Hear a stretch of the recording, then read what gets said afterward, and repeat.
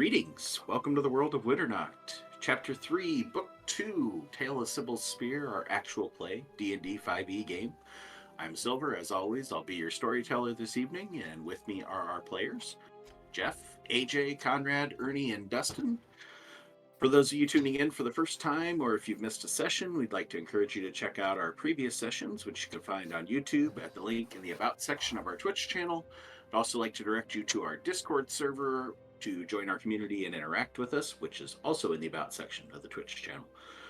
Before we begin, I want to thank Smiteworks for Fantasy Grounds, our virtual tabletop of choice, Sirenscape for our amazing ambiance, sound effects, and music, and Wizards of the Coast for Dungeons & Dragons 5th edition. Tales of Winternacht is not affiliated officially with any of these companies other than the use of their products.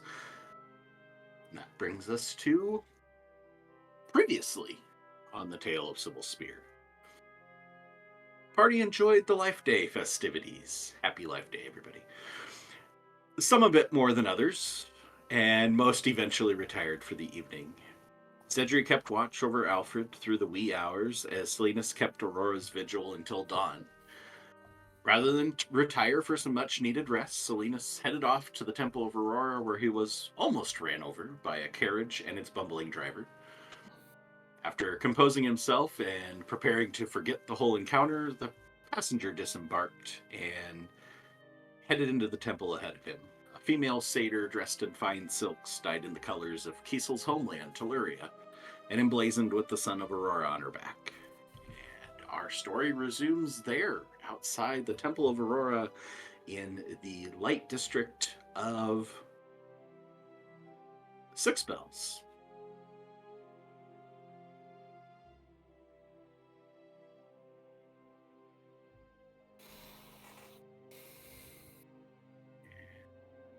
Silenus, looking out in front of you, you're in the nice big open area out in front of the temple. It's about roughly the equivalent of about a city block that's just empty territory out in front of each of these temples. And the carriage pulls away with the bumbling driver taking it, leaving alone the satyr as she heads off in the distance. And the floor is yours as to where you're headed and what you're doing.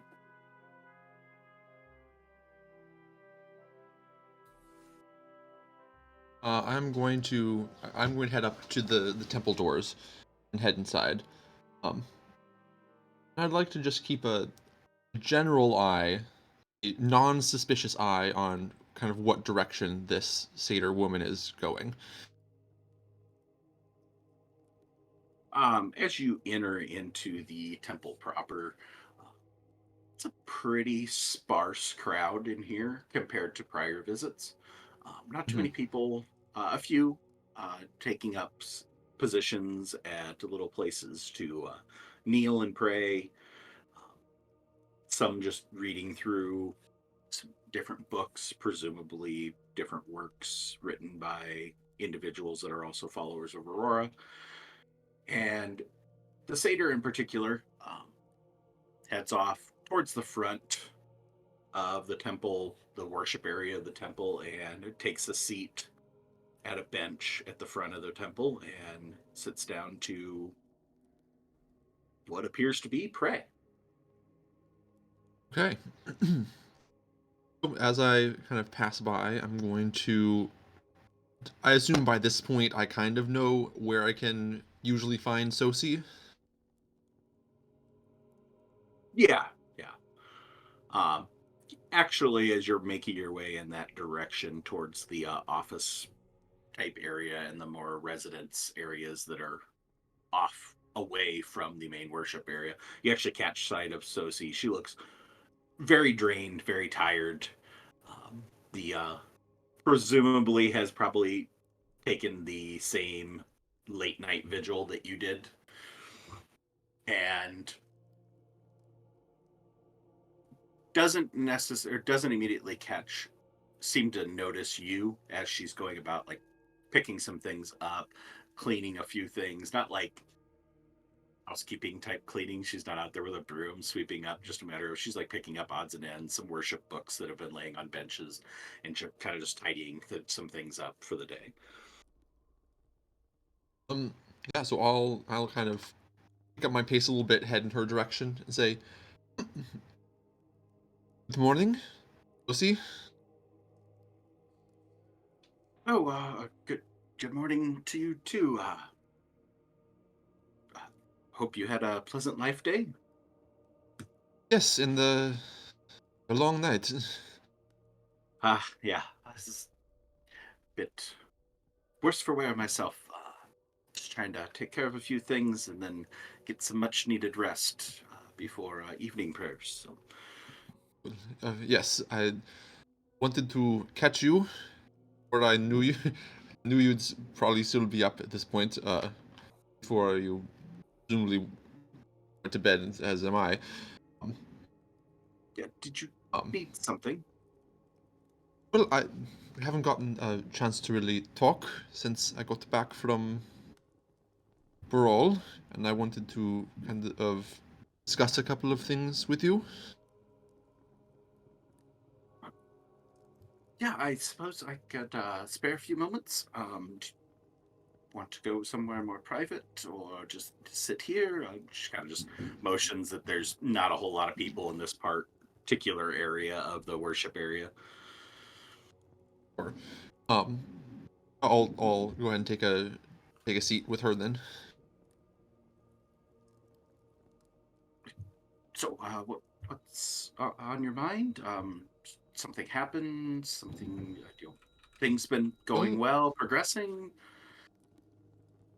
yeah, well, sort of all of those things. To start out, I don't know if you've heard much about what had happened recently, the past couple of weeks in Ehrgard, in Maidenthorn,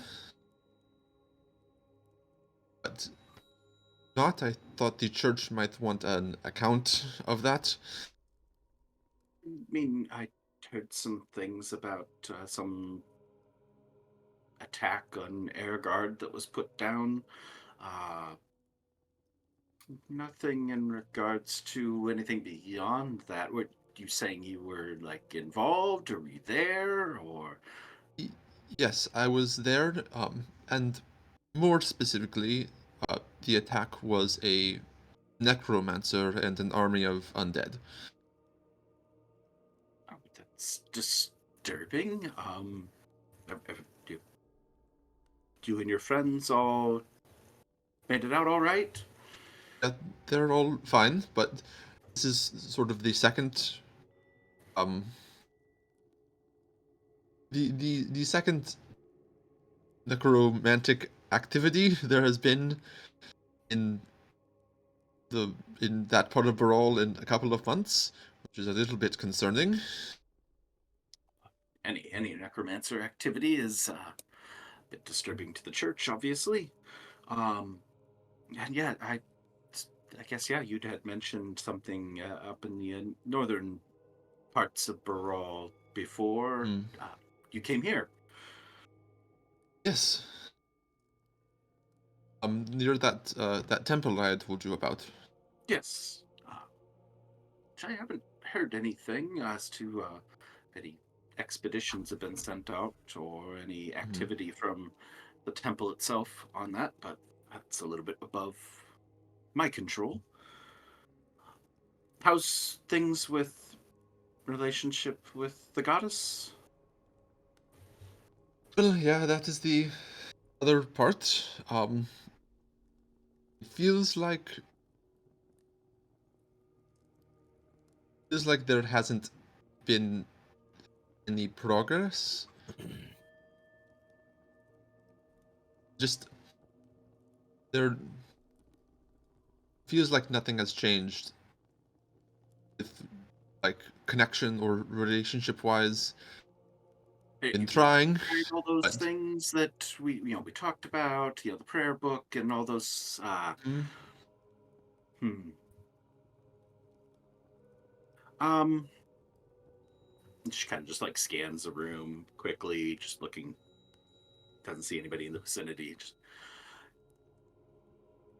Well, it's a little bit unconventional, and it's not necessarily somebody connected to Church of Aurora, but all the gods are connected. The Pantheon all works together, so I don't imagine anybody would have a problem with this. Um, so I've heard uh, those that are attempting to understand dreams or have connections with people in their dreams. Those few people like yourself that I've met that have that kind of divine connection with the goddess, um, or those types of relationships, have sometimes had some luck talking to a seer, or working with a diviner. I mean, I could possibly put you in touch with somebody. There was a diviner here in Six Spells, but she's apparently left town. She's been missing for quite a while. Don't know where she went off to, but um, there is a pretty reputable seer over in Ocaria. You might visit if you get the opportunity. I mean, that would be very appreciated. Um, yeah, I'm not sure how much the toll the temple would have as to if I sent some sort of an introduction, but she kind of does things her own way and sees the people that she thinks are worthy of seeing. So I'm not sure the introduction might not go all that far, but that'd be worth a shot if you have an opportunity to head that direction. She's mostly known as the Oracle of Ashmain. Um, has a position there in the Ivory Tower, there in the city. Um, if you can manage to get a meeting with her, she might be able to shed some light on your situation and what might be preventing you from contacting the goddess and having that relationship. well, I will certainly give that a try. Um, get over to Orcaria.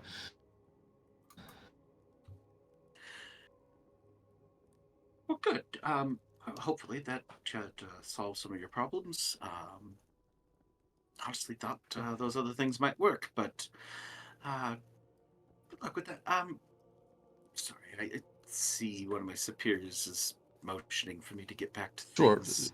sure. Thank you again for all of your help and all of your time.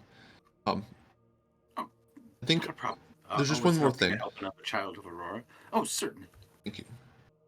Just going to like to bring one of my friends back at some point. Um, Sure, I'm next happy to day. meet with another child of Aurora. Um, Sure. anytime that would work. I'm probably not going to be available until later this evening. We're going to get Yes. some rest, but uh, after that, you should be able to find me most of the Sure. usual daytime hours. This evening or no, tomorrow morning. Um, I have a couple of questions in relation to some of Aurora's powers that might be able to help him with. All right. Yeah, just feel free. Come by. If I'm not around, somebody should be able to find me. So this will stand up and give his very customary deep bow to Sosi. Thank you again. I will let you get back to your work and then your rest. May the goddess light your way. And you as well.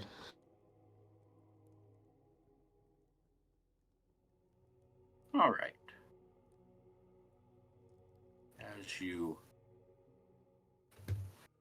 depart from Sosi, Xedre, did you retire for the evening eventually, or did you keep watch on Alfred pretty much all night?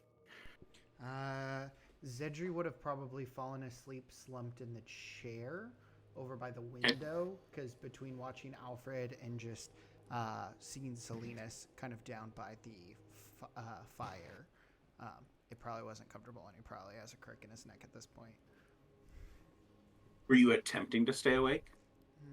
No, he'd let sleep take at some point. Okay. All right. So presumably all four of you are slumbering at this point.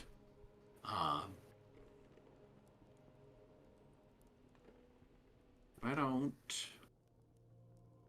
Kiesel and Yofridir give me perception rolls, and Alfred one with disadvantage. Kiesel Yerfeder would be sleepy. I think all of us are actually sleepy. Well. that was just a general. Yofridir's got his routine. Yofridir, you are up as early as you so choose.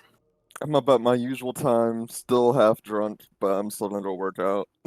That's my morning run in. Oh, great. A wisdom check with disadvantage. Nice one, Kiesel. Nice. Nice. Drop 16. I just have to talk shit about my rolls, and then they're decent. All right, Yofridir, when you head out on your morning run, you would have just barely caught a glimpse of Silenus heading off towards the center of the city. Not within range that you really would have been able to shout out to him or catch his attention. He seemed to be on a mission, but you know that he's off somewhere, not to be alarmed that he's missing. Kiesel, yeah, you are sleeping till noon if you can. As it is. Alfred, you'll probably sleep in quite a ways too. And Xedre, just give me a perception check.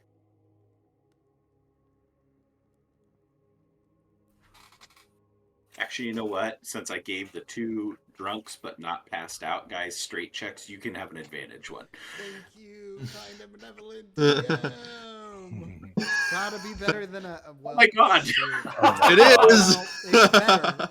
It was better. It did improve. It's technically better. All right. So we'll say those of you that got the 10 and above, other than Yofridir, we already covered you. So Alfred and Xedre, you guys would sleep until the 9-10ish range. Kiesel will just be completely conked out until somebody wakes him with his nat 1. So, and I don't know did you guys share rooms, have individual rooms? What did you guys take Honoria up on? I'll leave that up to you. I think we would have done at least 3 rooms. So who would have been solo? I think Kiesel would have been solo, because that room would have probably been for Kiesel and Silenus. But Silenus wasn't there, so. Well, I mean, who would have had the solo room without their person missing? So, yes, Kiesel would have been solo if he was bunked up with Silenus. What about the other 3? Well, your fear would have probably ended up passing out outside around the fire somewhere still. Okay. I think you've been rooming with Silenus, though. Well, and Xedre and Alfred, I guess, were in the same room because Xedre is keeping watch on Alfred, so. Yeah. Firehearts Yeah, usually bunk together. We probably tried to take a separate room for each of us, but we just can't manage that as a group. And we just ended up all across, not even in rooms, some of us.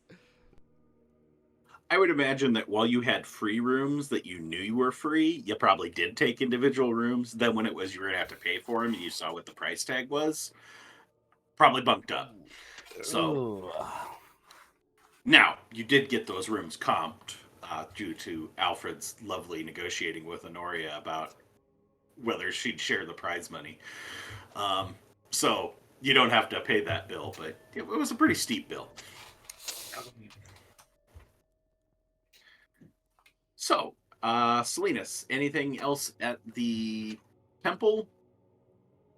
Or do you head back? I stand up to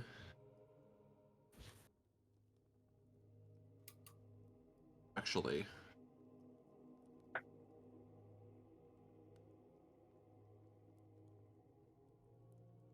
could I find a corner of the temple where there's a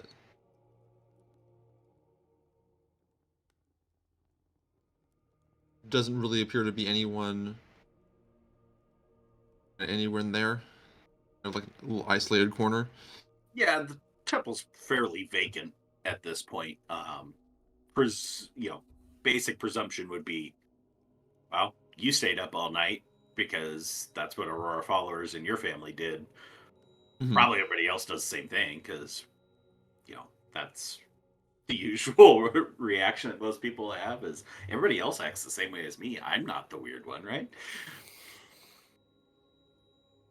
So, yeah, there's not that many people around. You just presume most of them have retired for the night after they fulfilled the vigil.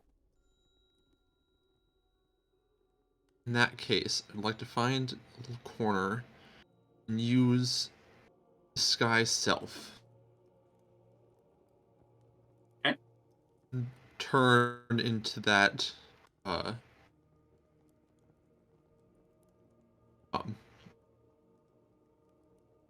turn into the tiefling woman from the docks that I've kind of marked down as one of my faces from the crowd I've remembered. Just kind of a normal traveler's cloak. And then I would like to go up to the worship area, like a couple rows back or fairly nearby the satyr woman.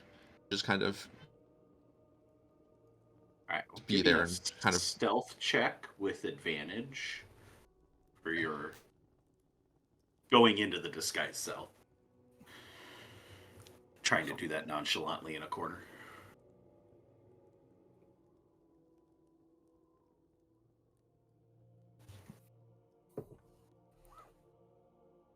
oh right, because it has the weird disadvantage thing going on. Let's roll a second time.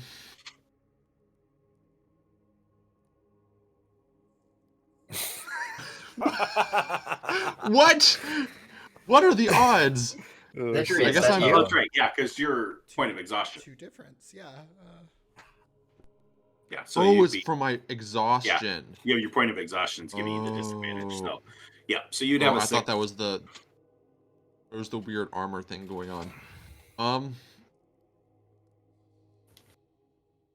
Yeah, with a 6, you feel pretty confident nobody saw you. You turn into your female tiefling and head off to do whatever. Main goal is that the satyr woman didn't see me, and hopefully I was just like far enough away on the other side of the building. It would have been really hard for her to see you, but just Yeah. for shits and giggles, we'll roll. She'll have a disadvantage, so. I don't know. I rolled pretty low on the stealth. Let's see here. Block. Actually, Shouldn't have said anything. not much in the wisdom department, so.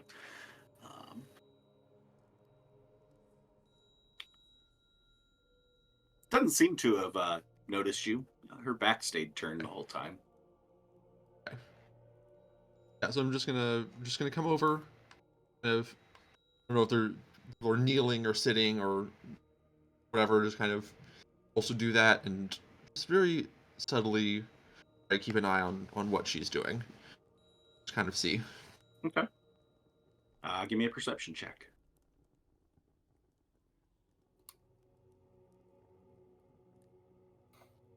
No, not losing the nat 20. Sleepy Eepy. Sleepy. Yeah, you're really fighting the droopy eyes. You're doing your best to just, but it horribly boring to just keep tabs on somebody praying in a temple. So you watch, she just stays there praying, but a little bit of head bobbing, heavy eyelids. Don't notice anything beyond that. And after a while, she gets up and walks back out the way she came. You jerk your head up just at the last second as she's walking past. How long has that been? Give me a survival check.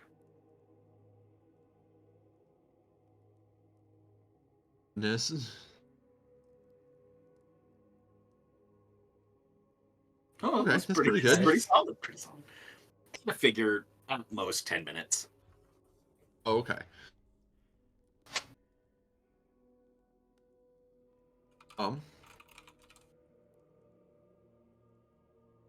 We'll give it a moment. Till like point to like where she gets the doors, and then I'll also stand up and go ahead and leave.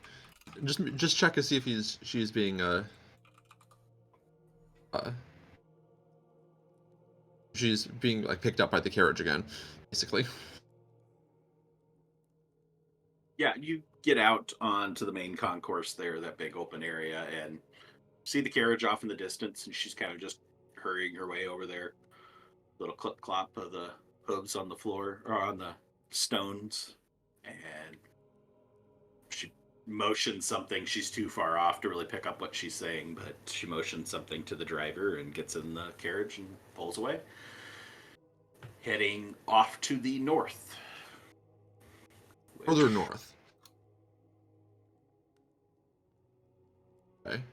Yeah, she'd head off to the north towards the Flame District. Okay.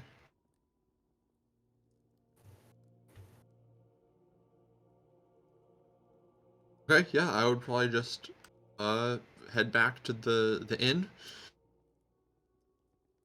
All right. Dear, how we doing? How's that jog going? Well, yeah. He would after his drive, he would just come back in the tavern, probably grab some breakfast. Yeah, there's a larger than usual number of passed out people in this tavern than you're used to in any of the taverns that you guys have visited, including, paranormal ones. So it is pretty dead party. There's not a whole lot of activity from anybody. There's a bartender who's doing their best to try and like clean around the passed out people on the bar.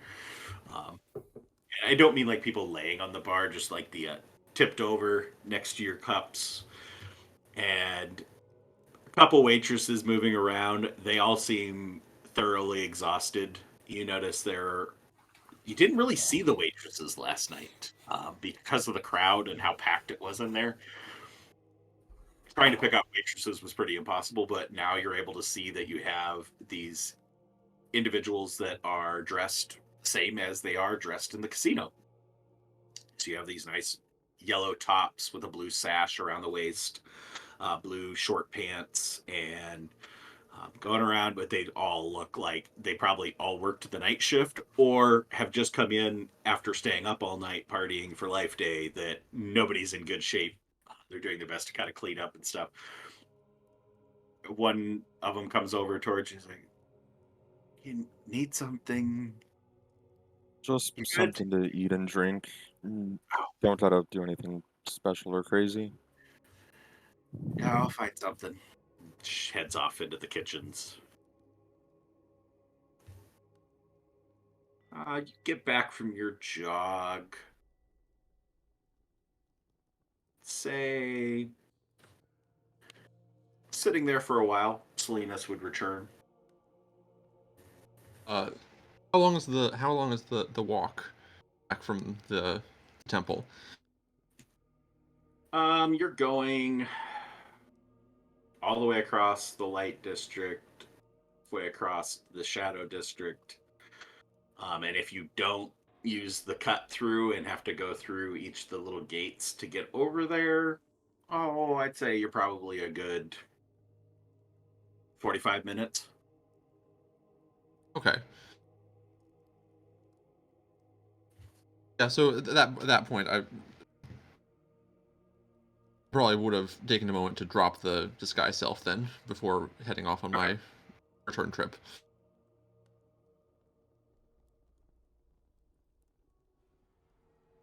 You over there? Good morning, Silenus. How was Good your morning. night? It was long. How was the rest of yours? I fell asleep at some point and, well, Started my usual morning. Good. Good. I'm going to go take a couple hours of a nap, I think. You look like you look like you could use it. Yes, I really could. So, know where to find me? Silenus is gonna go try to take get at least 3 or 4 hours in. Okay, I'll also point out as you're making your nice little walks around, and Yofridir got his little jog in. While this is the first day of spring, the beginning of the new year after Life Day, first day of Faderman, and it's clear, little bit of wind, definitely cold, low 40s. It was a brisk run, perfect for Yofridir. Definitely more on the chilly side as to Silenus never been a big fan of the cold, for what I've gathered. So I got my big winter coat. There you go. You head into your room. Kiesel, what's Kiesel passed out after a night of drinking look like? Half on the bed, arm kind of like sticking up, leg off, hairs and knots, and some slight snoring. Kiesel isn't like a heavy snorer. And I cannot be disturbed to do anything. If the building's on fire, I'm going down with it. I am too comfortable.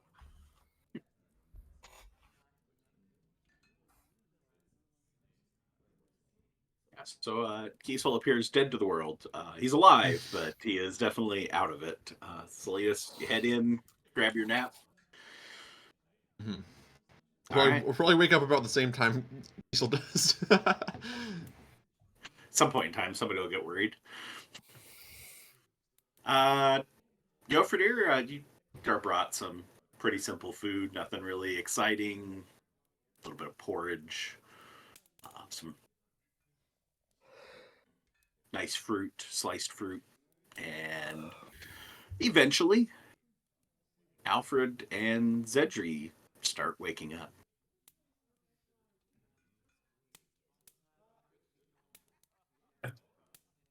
Alfred will give a long and deep groan as he comes to life. His head is buried underneath two of the pillows, and he's face down in the mattress. After he's done exerting himself, he rolls over and continues to roll over until he sees the sun, and then he'll slowly bring himself up to an upright position and look around the room. Silenus is still or Silenus. Xedre's still sitting in the chair. Yeah, God. Xedre's sitting in the chair. It's like one leg of the chair is probably like up on its end as he's like leaned against the windowsill, and his neck is just like off to the side. Are these shuttered windows or are they just kind of open? Like No, there's shutters on them that presumably you passed out with them still open, yeah, but you could close them. Yeah, his hair's like caught in the shutters, just like descending in like little tiny tufts. But he's hooked on. He has his horns in one of them, so pretty confidently stuck. Yeah, Alfred will plant his feet onto the ground, and he's got the entire bed sheet wrapped around him because it's so cold. But he sees Xedre sitting in the chair. He'll walk over to Xedre, sort of drape it over him, and then he'll walk over to his pack and start ruffling through it, and he's immediately he's still slightly stumbling a bit because he's quite hungover, but he's like, wait, Masa gave me something last night. It was where did I put it? Where did I put it? He's looking through his pack and he's like, where the fuck did I put it? And then he's ruffling through it for like 5 or 10 minutes. I don't know if Xedre wakes up in this time, but then he'll finally remember that it's in the bag of holding. So you're probably Um, woken up just from the pure pressure of you, like throwing the blanket, and he'll just like do that thing where you like coyly like open your eyes and like close them again, and he'll just kind of like listen for a little bit. But after it seems like Alfred might actually be in distress looking for this, he'll like go ahead and start getting up a little bit, yawning. Um, More what? morning, Xedre. Are you Yeah. okay? Good morning. No, I. What are you looking for? Uh, I, I I think I just found it, and he'll pull out like a carefully folded set of papers that he's like clutching one side very tightly now and crumpling one side, but he's holding it above his head. Don't worry, I've got it. Go back to sleep. Don't worry, don't worry. No, it's fine. I'm up now. I think that I probably got an okay rest. Are you feeling okay? I mean, between you, Yofredy, and Kiesel, I'm pretty sure all of you had a really good night last night. So you still have one level of exhaustion, Alfred, because you had two when you went to sleep. So Oh yeah, yeah. I'm not feeling fantastic, but you know, I'll be alive today. Infernus will carry me through today. Oh, okay. Were you planning on doing anything? Did you want to do like morning prayers with me, or did you kind of have your own schedule that you were following? Um, no, I would love to do some rituals with you this morning. I woke up and had a panic and remembered that I saw Masa last night and she gave me something, but I can't remember where I put it. And I knew it was important. I it's yeah, don't worry about it. Everything's okay. Okay. Masa, she's the Oh, yeah, she's the individual that I'm working with here in Six Bells, and we're sort of working on a project of sorts. We've come to some sort of impasse right now, and she's tasked me with getting some information. But it's um I don't really know how to describe it, or if she really wants me talking too much about it. I'm going to be honest. Oh no, if it's like confidential, don't worry about it. That's fine. And Zedru will kind of like look around the room. If you need me to like turn around while you get what you need, like I can do No, that. no, it's not that. I think I'm fine. No, let's go outside. It's pretty cold out there, but I feel like it'd be really nice to feel it after last night. I guess, yeah. I will admit I'm getting a little bit more used to the cold day by day. And Zedri will kind of like shrug off the blanket that Alfred left with him a little bit. But yeah, let's go ahead and start the day, I guess. A little bit later than I'd like to, but that's okay as long as you're feeling up to it. Yeah. Alfred will give a look around the room. Did Sybil make her way into the room, or did Alfred pass out without Sybil? no, Sybil's in the room. You just well, actually, you know what? Give me a perception check with your disadvantage on checks. Oh, wonderful. How much can you find her? It can't be that bad. It can't be. It's right. With 11, that's not bad. You kind of just get to that moment of maybe a little bit of panic that she's missing before you see there's a tail sticking out from underneath the blanket that Zedri just shrugged off. She's apparently under the chair that Zedri's in. Yeah. Just one second, Cedric. Alfred will go and gather Sybil. He'll reach into his pack and grab like a bit of rope for her leash, and sort of like take her out as well.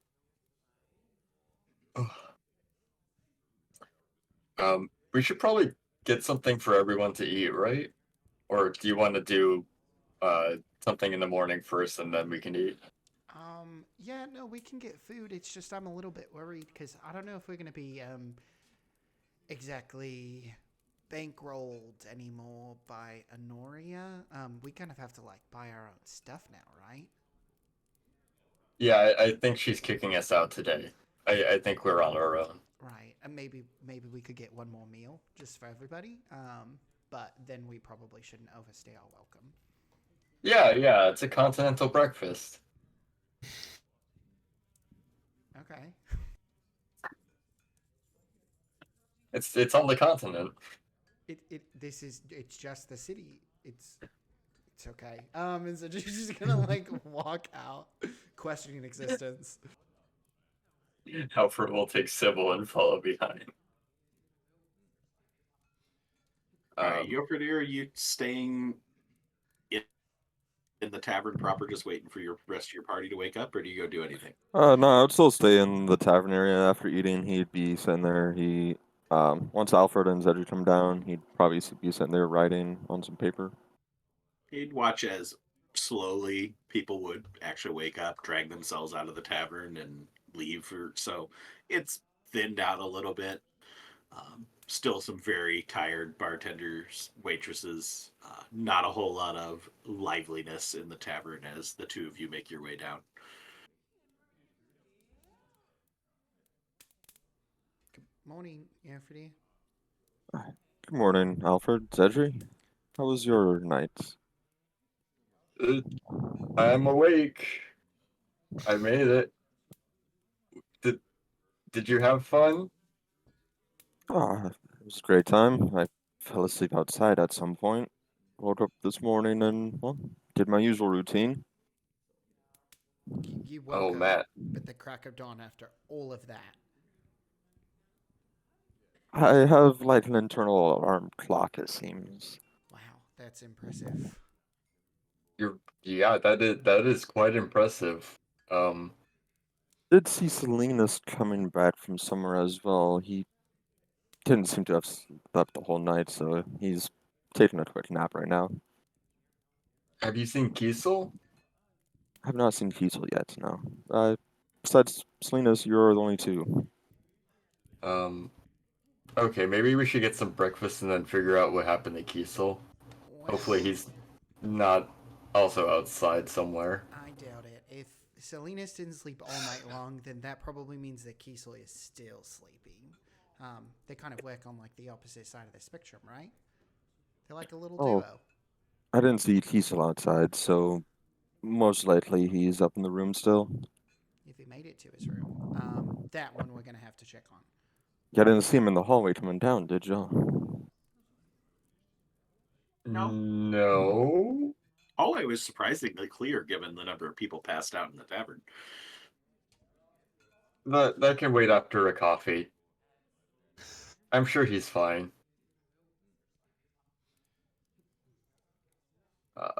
Might have found him a nice dwarf woman this time. Alfred just ain't gonna ignore that and wave over a waitress and try and get something to eat. Preferably someone that's not a dwarf as well.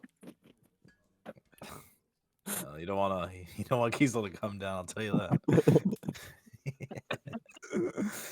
Yeah, no dwarf waitresses. You're good.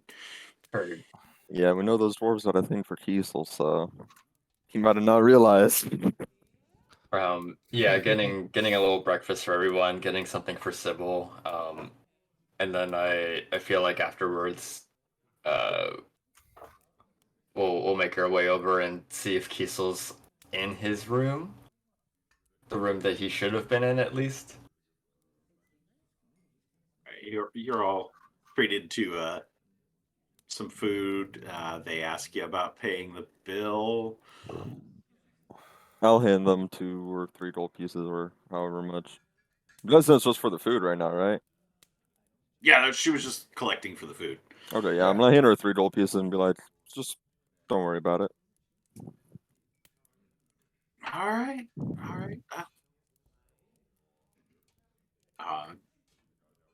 It's a decent meal. It doesn't have a great appearance to it, but goes down decently well. Fills the stomach, warms you a little bit, and you head off to go find Kiesel. I was afraid that he was gonna slide 3 gold and she was gonna say, that doesn't even cover the bill. It's not enough. Yeah. What are you talking about? Don't worry about it. I lay my axe down with the 3 gold. Is that enough? She'll take the axe. No, don't do it. And my Ladder. axe. For some porridge and some sliced for 3 gold is quite a bit. They've been working hard. It's been half the battle's just staying awake. All right, you guys go check it. Kiesel and Silenus' room. Knocking on the door, just walking in. Knocking, of course. Okay. All right, you sleeping folks in there, give me some perception checks. Not gonna happen. This is Oh, Kiesel. look at that comeback. We might not. Not gonna happen. Knocking might not be fruitful. I'm gonna be Salinas, you haven't been honest. asleep long enough that you're out at this point. Exhaustion is hit. Kiesel, you start to just the beginning layers of pulling away the Z's, and I'm first gonna try the door.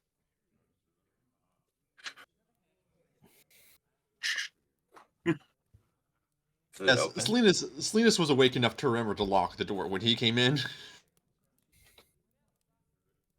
Really? Alfred's gonna get down on a knee.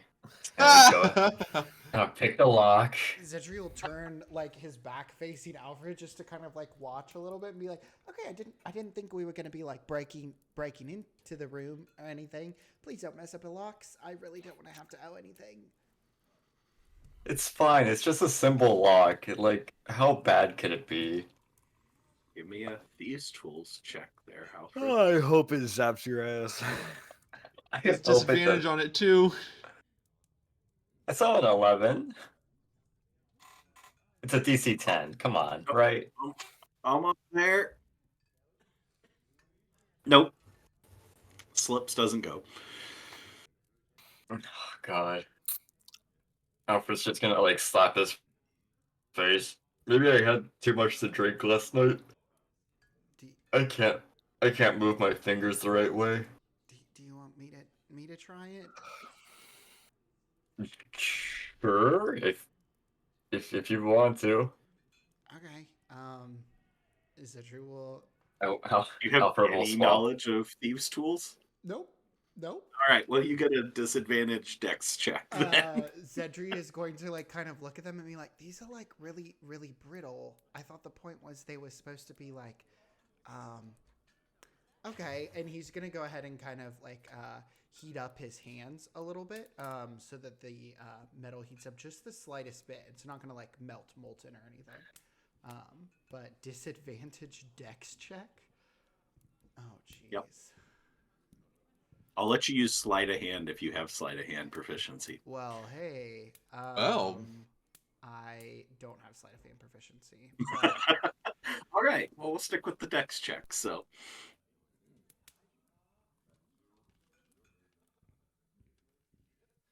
it was a 14. 14. Good. Nice consistency of 12 and a 14. Not bad. A 14. Like, never really done this before. Doing your best. Start to kind of like familiarize yourself with the similar sounds to what you heard as Alfred was working on it. You weren't paying a lot of attention. You were mostly trying to cover for him so that nobody else was looking. And you just like feel like maybe this is gonna no. Just stop short. You felt like you almost had it, like it was gonna drop into place, and it just didn't go. Xedre absolutely brute forces it then. He sits there and he's like, "I almost got it. I think I've got it." And he'll just go ahead and push in. Gonna snap a tool. Sorry. And he'll hand What's them. Yofrider doing during this whole conversation or this whole exchange? Oh, I guess you didn't get it open.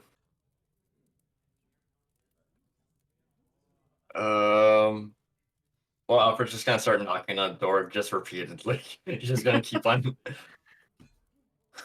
Yeah, Kiesel inside, you've just heard as you started to wake up and shake off the sleepies. You heard a little bit of jostling of the door handle. Then a little bit of metal on metal clinking coming from over by the door. Now there's loud knocking. It's getting louder. It's getting louder. Alfred's gone to two hands now. He's just like boom, boom, boom, boom, boom, boom, boom, Kiesel's boom, gonna boom, kind of boom. like kick his feet to the edge of the. I'm still not in focus. Kiesel's gonna kick his feet to the edge of the bed and just go. Oh, the day is ready to be started. And he will slowly get out of bed and put his armor on and grab his glaive and kind of use it as a walking stick and slowly reach for the lock. And as you're bump, bump, bump, you're just going to hear. And Kiesel's going to lean out. Room service. Oh. Good morning. Feels more like afternoon, but good morning. Well, yeah, it's actually noon now, I think.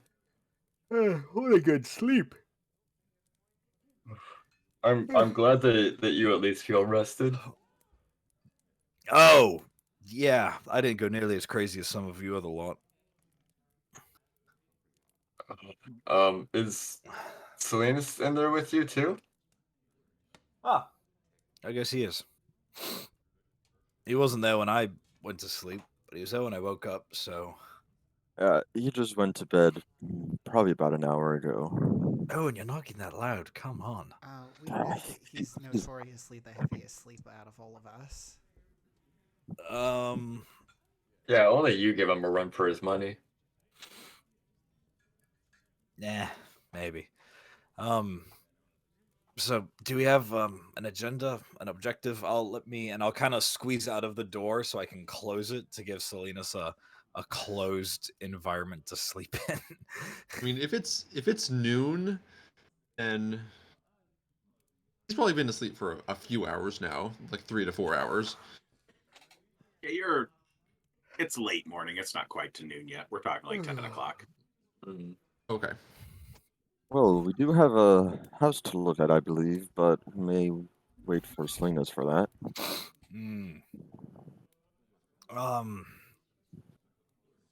Cool. Did the Ravages come back? The Revenges? I don't know, some like Boy Scouts or something for bad guys. Some group of idiots. Alfred, give me a history check. The Revealers? No, that sounds dirty.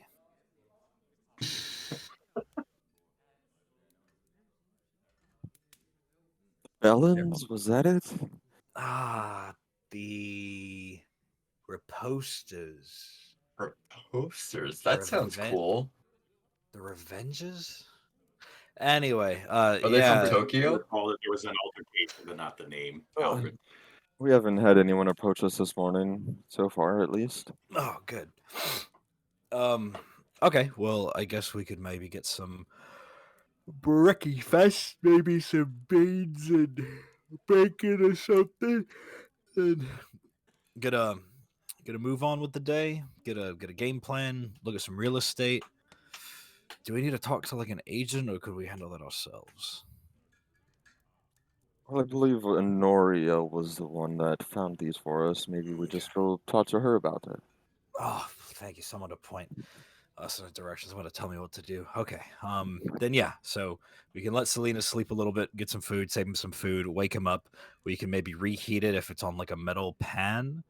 And then talk to Honoria. Okay. So who wants to eat? Not much. We just ate. Oh fuck! Come on, guys. Then I will get some food. Oh shit. Okay. Do you just want to talk to one Nori? You're not gonna get anything to eat? No, I'll get some. I'll swing by, but we won't make it like a sit down, like a restaurant type thing. Oh You yeah, can no. get like a blend, something blended in a cup. No, I was thinking more just like some dried meat, like a meat stick or something.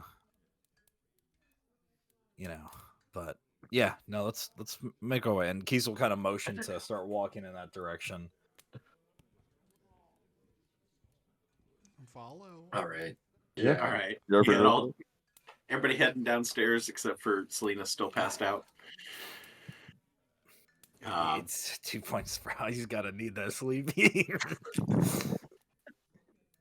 So make your way back downstairs, pick up some dried meat. Not a problem to get some dried meats. Jerky's pretty easy to come by. And yeah, as you're sitting down in the tavern proper, notice it's thinned out a little bit more, less passed out individuals, but there is somebody else in there now that wasn't there before. Merfolk woman sitting over towards the entrance, kind of just like watching you fairly intently as you guys came downstairs. Do we notice her just like staring us down? I suppose that would be a good time for a perception check, you folks. Let's see what I can get from my amazing perceptions. Is she the real estate agent Nope. we're being set up with?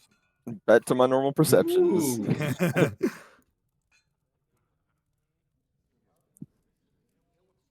You gotta go back to bed. I gotta go back to bed.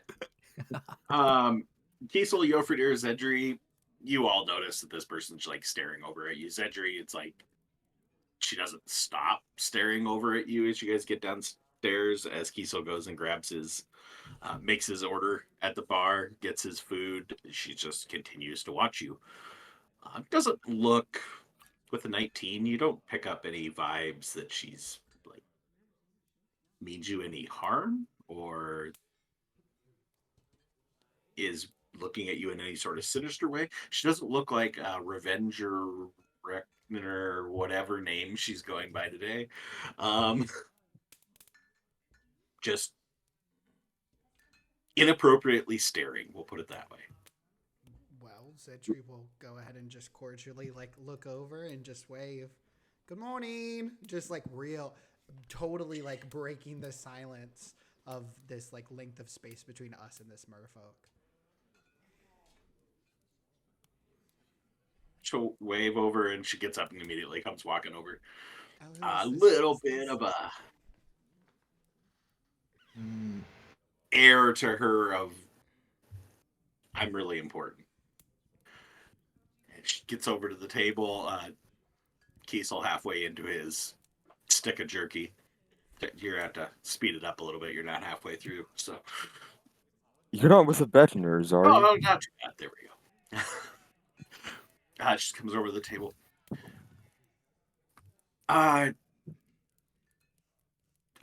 You had my morning appointment, right? Appointment? Appointment? The house. Yeah, so the appointment. Oh gosh. Are we that drunk last Sorry, night? wrong people. I had a really. Oh big no! meeting this morning. You have the right people. That will be us. Thank you. Oh, okay. Yeah, so whenever you want to go, I can show you the places. Noria's got it all lined up. A little bit of a walk. Got the coin. We could obviously get a carriage or something like that. A little bit cozy, but Should we get Silenus then? Oh yes, so 100%. more of you. There's just one more. Just what We had so much festivities and Six Bells, and we had to get festive. So Question. By all means, yes. About how much would a nice carriage run us? Oh, well, I mean, to be a little bit to each place, but I imagine for a gold, we could make the whole venture to all the different locations, assuming you want to go see them all. Obviously, going to start with the best one. Hopefully reach a deal, get that all worked out. The places aren't really worth looking at anyway, so you might be able to get by for 5 silver. Gold piece shouldn't be an issue. Yeah, no, we'll gladly take a carriage. Save a little bit All of time. right, sounds great. So yeah, you're going to gather up your person. Anything else you need? The staff is waiting, so the sooner we can get over there, the better. Yeah, really. Sorry, I thought this was all communicated. No, we don't need anything else from at the moment. We'll go gather our last individual and make haste. Actually, Right. I'll just go grab him, and Yoffer is gonna go up the stairs. All right. No. That'd be great. I will flag down a carriage. Thank you. Alfred, do I have jerky breath? Alfred will recoil. No, I'm not going. It's just like a casual. I'm not going to like in front of you. I just like, could you smell it from this distance? Oh, okay. Alfred will like scrunch up his nose a little, still a little. Yeah, it's not terrible. Oh, she's. If I knew we were going to be meeting her today, I wouldn't have gotten the. Okay, well, I'll deal with it. We will. Quick question. I know we're not all gathered and everything, but we kind of cut out a few of the different options, right? Do we really need to go to all of these different properties? I thought the single story house was kind of off the table, right? It's not exactly gonna do what we need. It needs to have 2 levels, right? Okay. We agreed on a bar, right? Yeah, there was the tavern space. Yeah. And then a library. Or was I making that one up? Stables? You're talking about like refurbishing it into a library, right? Because I don't think we're just going to be able to purchase a library in one of these properties. No, I just remember the tavern was definitely a definite, but that's what we want, right? Like a 2-story with the tavern, and that's kind of like the base asking. Were we not looking at a 3-story? And then there was the boat. Are we considering a basement a 3rd story? Is that the first, or you talking like 3 levels? Like, I think in real estate, a story would be any level. So a basement, I think, is a level, right? It might be. So it could just have 2 basements then, and it's still a 3-story. I mean, I don't want to be living like gnomes, though. That's kind of far underground. It might get hot. I mean, there's an entire side of a car. Never mind. And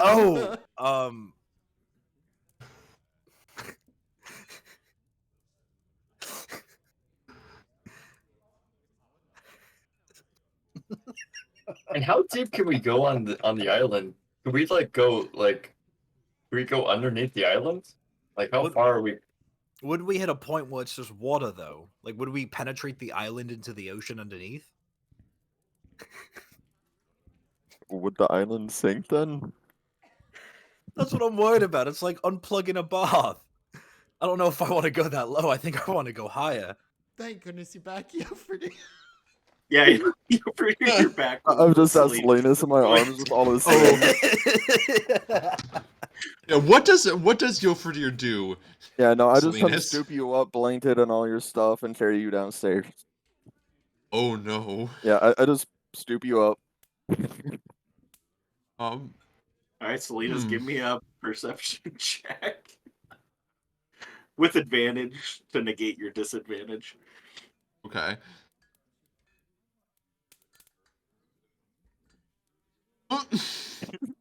That's why I just stooped him up. I'm slumbering in the blankets like a baby. What is Silenus wearing? Well, you're wrapped up in the blanket, so you're wearing that at least. Like when the waiters grab the table and they just lift it all up with the. I mean, I think he generally wears like breeches and his undershirt to bed, so I guess he has that on at least. Yeah, I just want to pile your stuff on top of you and just wrap your blanket up underneath and stoop to you and your stuff and walked out the door. Efficiency. Hey, you're at least rolled in the blanket, if nothing else. So Is our you friend get a back with a lot of carriage? looks from the waitresses and the bartender, and as the merfolk comes walking back in, she kind of just stops, stares for a little bit, He's had a It's long night. shakes her head a little bit, and then comes towards you. So It's easier this way. Don't. If we would have to wait so much longer for him to wake up. okay, where to? Do you guys have a preference where to start? I was just going to take you to the 3-story, but I mean, we can go to That's a great the start. 2-story or the 1-story if you really want to. I mean, As you said, start with the best. all right, splendid. So we're gonna head over to the Root District, Trader's Hammer. I don't know if any of you spent any time over there. It's a pretty good, nice place. Alfred, give me a history check. We're gonna have fun with your exhaustion points as much as we can. So You're so rude. I'm sorry. What check? history, History. history. We're checking your memory. Could you repeat what district was it? It's a root Root district. District, and Trader's Trader's stuff. Hammer is the sub district. Okay. 10, just enough. You recall that that's where Masa's shop is. It's Oh, in that same perfect. sub-district. So looking at the map, those of you that have that up, so Trader's Hammer is, there's the 3 bands of the Root District is the green one. So the middle band is Trader's Hammer. Nice location. So just to the south, it's not a very long trip from where you guys are at, as you're in the Shadow District currently. The interior band is where most of your research stuff has been going on at the Gotlark Library, as well as the Drexel Wizard School, are the 2 best places to go try and find repositories of information.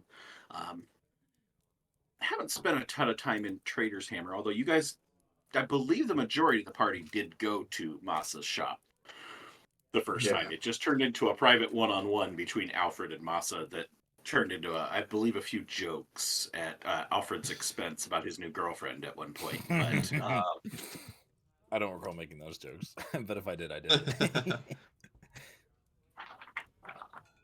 and I was just gonna check if there's anything else that you guys have. No, not a whole lot. So as you're traveling out of the Shadow District, at past locations you've seen before, nothing really jumps out at you. You hit into the Root District. The big thing that kind of stands out in the Root District is, as opposed to most of the other districts where you have the big concourses in front of the temples, there's fields laid out in front of the temple. Pretty much the only source of food within the city itself is just these fields that are set out there. And then again, as opposed to the rest of the districts that have those refugee centers near the temple, the refugee center is actually in the dead center of this district. As presumed from the Root District name, this is the Datus District, and it is the only district that has any extensive amount of plant life in it, as every major avenue is lined with trees, some to the effect of needing to be artificially or magically enhanced to stay in place, and have a very uncomfortable, squished carriage ride with Silenus. Give me another advantage perception check to try and wake up in the carriage, please. So No, I refuse. there it is. Okay, Okay. we got above the 10. Starting So to get there. All right, so you eventually wake up to just like looking up, and here's Jofredir is holding you in his arms, wrapped up in a blanket, and looking around the rest of this foreign carriage as you're bumping on the cobblestone pathway, and definitely not in the surroundings you fell asleep in. You're not sure what happened, how you got here, but it's mostly friendly faces around you, and then this one random merfolk woman that you've never seen before in your life. He's gonna like start struggling and probably fall off Jofredir's lap onto the floor of the carriage. Oh, good morning. Alfred's gonna try and help Silenus get his bearings and it's okay. We're okay. Good morning. It's gracious. What the hell is going on? Oh, you're finally awake.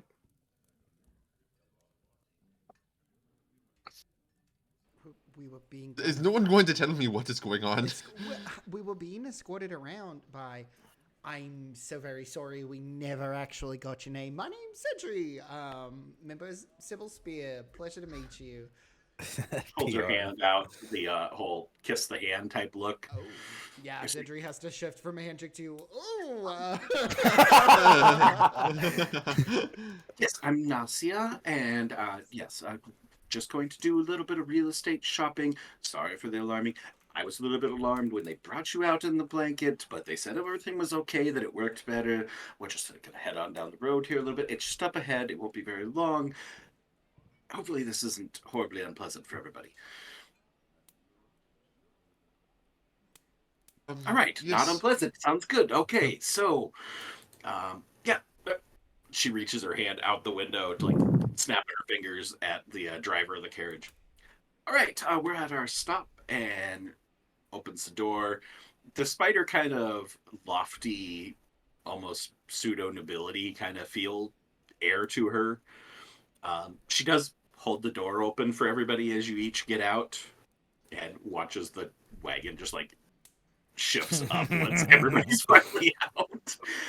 And you're not on one of the main thoroughfares, but if you look back past to where you came from, you aren't too far from one. And back nestled into these buildings is a moderately sized uh, house that I'm going to pull up my map so I don't completely biff saying how big it is. Is it So it's brick? about 25 by 20 foot, 25 feet deep, 20 feet wide. Looking out on the front from the little pathway that you're standing on, that house is like right up against the road proper. This is mostly just kind of a dirt and a little bit of gravel path. This isn't the cobblestone that you traveled on most of the way. So a large wood structure. It has very nice big windows with little canopies over them on the second and third stories. A single door leading in from the bottom, and looking around the neighborhood, most of the other buildings are pretty close by, but there is this small amount of green space, about 15-foot gap on the right side of the building. Sorry, on the left side of the building. As you're looking at it on the right side, the next building is pretty close, right next to it. Yeah, so it looks like there might be some space. Nasia immediately just goes, all right, so these are the grounds, not a ton. Space is a bit at a premium here in Six Bells. They ain't making more of it. But here off to the side, you do own this little strip of land here to the side, would go with it. Possibilities for expansion if you got some additional gold. Said 1 gold's not a problem. We're talking a little bit more than 1 gold, but let's see what we can try and work out. If that's something that'd be of interest to you, you get out on a little shop. I don't know if you guys need a place to store some animals, or need a workshop, or what do you do exactly? Sorry, none of my business. I don't want to interject on that. Anyway, let's go inside. Just rolls his eyes. This lady. Xedre will go ahead and step up. Jeez. He'll go ahead and stand next to Nasi. Well, you know, we're kind of like adventurers, so I guess you could kind of say that we do like a little bit of everything. But you know, honestly, I'm a little more interested in like you as a person. The way you kind of like have this air about you. Are you? Do you come from nobility? Because you definitely feel like it. Well, I mean, I like to think that, our family's pretty well respected around here. A lot of people know us. Stuff. I do pretty well for myself. Have a pretty nice business and everything. You just adventuring types. That's very interesting and stuff. I can't say I've ever done that myself. She's like just standing there with the key in her hand, stopping from opening the door as she just takes in this conversation. But adventuring types, yes. It explains of the gold. It's not a cheap place, but um, sure you're gonna love it. It's really nice. A little bit rustic, but pretty nice. Not necessarily as nice as my place, but it's pretty good. Oh, what am I saying? Oh, it's great. You're not gonna find a better place in town. Like I said, real estate's a little bit hard to come by. Um, yeah, so you kind of like speak for the group and all that. Well, we kind of cycle through. It's a little bit of a shared title, but let me go ahead and tell you what, Nausea. Funny that you mention about the niceties of a place like this, because I just want to let you know that we are in pretty close with Honoria, and she did mention that if we have any particular interest in a plot of land outside of the scope of these specific locations, that all we really need to do is notify her and give her a little bit of time, and she might be able to make things happen. So even though we're a bunch of adventurers who maybe don't do things the way that you do, don't talk down to us, please. Oh, I'm terribly sorry. Didn't mean to talk down. Yo. Oh, nope, didn't mean that at all. Any friend of Honoria's, friend of mine, I would be happy to show you any place you want to look at, even if it's not necessarily vacant at the time. Um, but yeah, let's just go in, show you the place. I'm sure you're gonna love it. It's very nice. I just recently came on the market. Um, yeah, just go in quickly. Like, uh, give me a perception there, Xedre. Okie dokie. Yes, I'm very sure it's going to be great. He's pulling his vest on and buttoning it up. Yeah, what's the Nobil- history on this place? You say it recently came onto the market. What happened to the previous tenants? Yeah, I will let the staff, can fill you in on all that. I don't know the people personally. It just, up and left recently, but staff has been here for a while. I'm sure they can explain all that. Zedri, with your 16, her hand is like you rattled her a little bit, so her hand's shaking a little bit with the key as she's unlocking the door, and she was, yeah, but they'll fill you in and everything. And she goes, just opens the door, just kind of like motions for everybody to go in. She doesn't go in, and then she stays standing outside as you all filter your way in to find two halfling women inside, standing on the far wall. And get a map, folks. Ooh, A floor plan? non-combat map. I built Oh. you a house. You're so generous. Just built a house, no big deal. Just free time. And I will. I think I gotta put you guys in for line of sight, so can't just have you running all over the place. I can't see anything, so I can't run anywhere. Exactly. You step into the void. Blind. Ah! All right. I see Mr. Yates. And Mr. We're gonna be packed in this poor little house. There you go. That door opens into a pretty good sized room considering the size of the buildings in the area. So you're about 25 or 20 feet by 15 feet deep. Um, got a nice, nothing spectacular, but a pretty average dining room table that could seat the five of you. It only has four chairs at it currently. There's some drinkware set out to a teapot. And then off to the left, there's a little side table that's set up with 2 chairs, so you could easily pull a chair over to the other side if you wanted to. The room has some candelabras on the wall, as you can see, as well as several windows, just single panel windows that are letting in some natural light from the nice morning light. And off to the left, you can see a stairwell heading up, and straight in front, there is a door heading presumably into some other room on the back, or maybe a back door out of the building. And like I said, 2 halfling women that I'm not sure. Alexa thinks I'm talking to her. Let me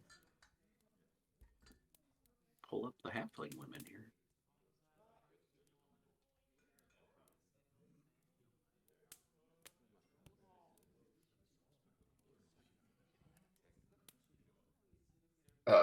As Alfred is, I think Alfred would probably be one of the last ones walking in.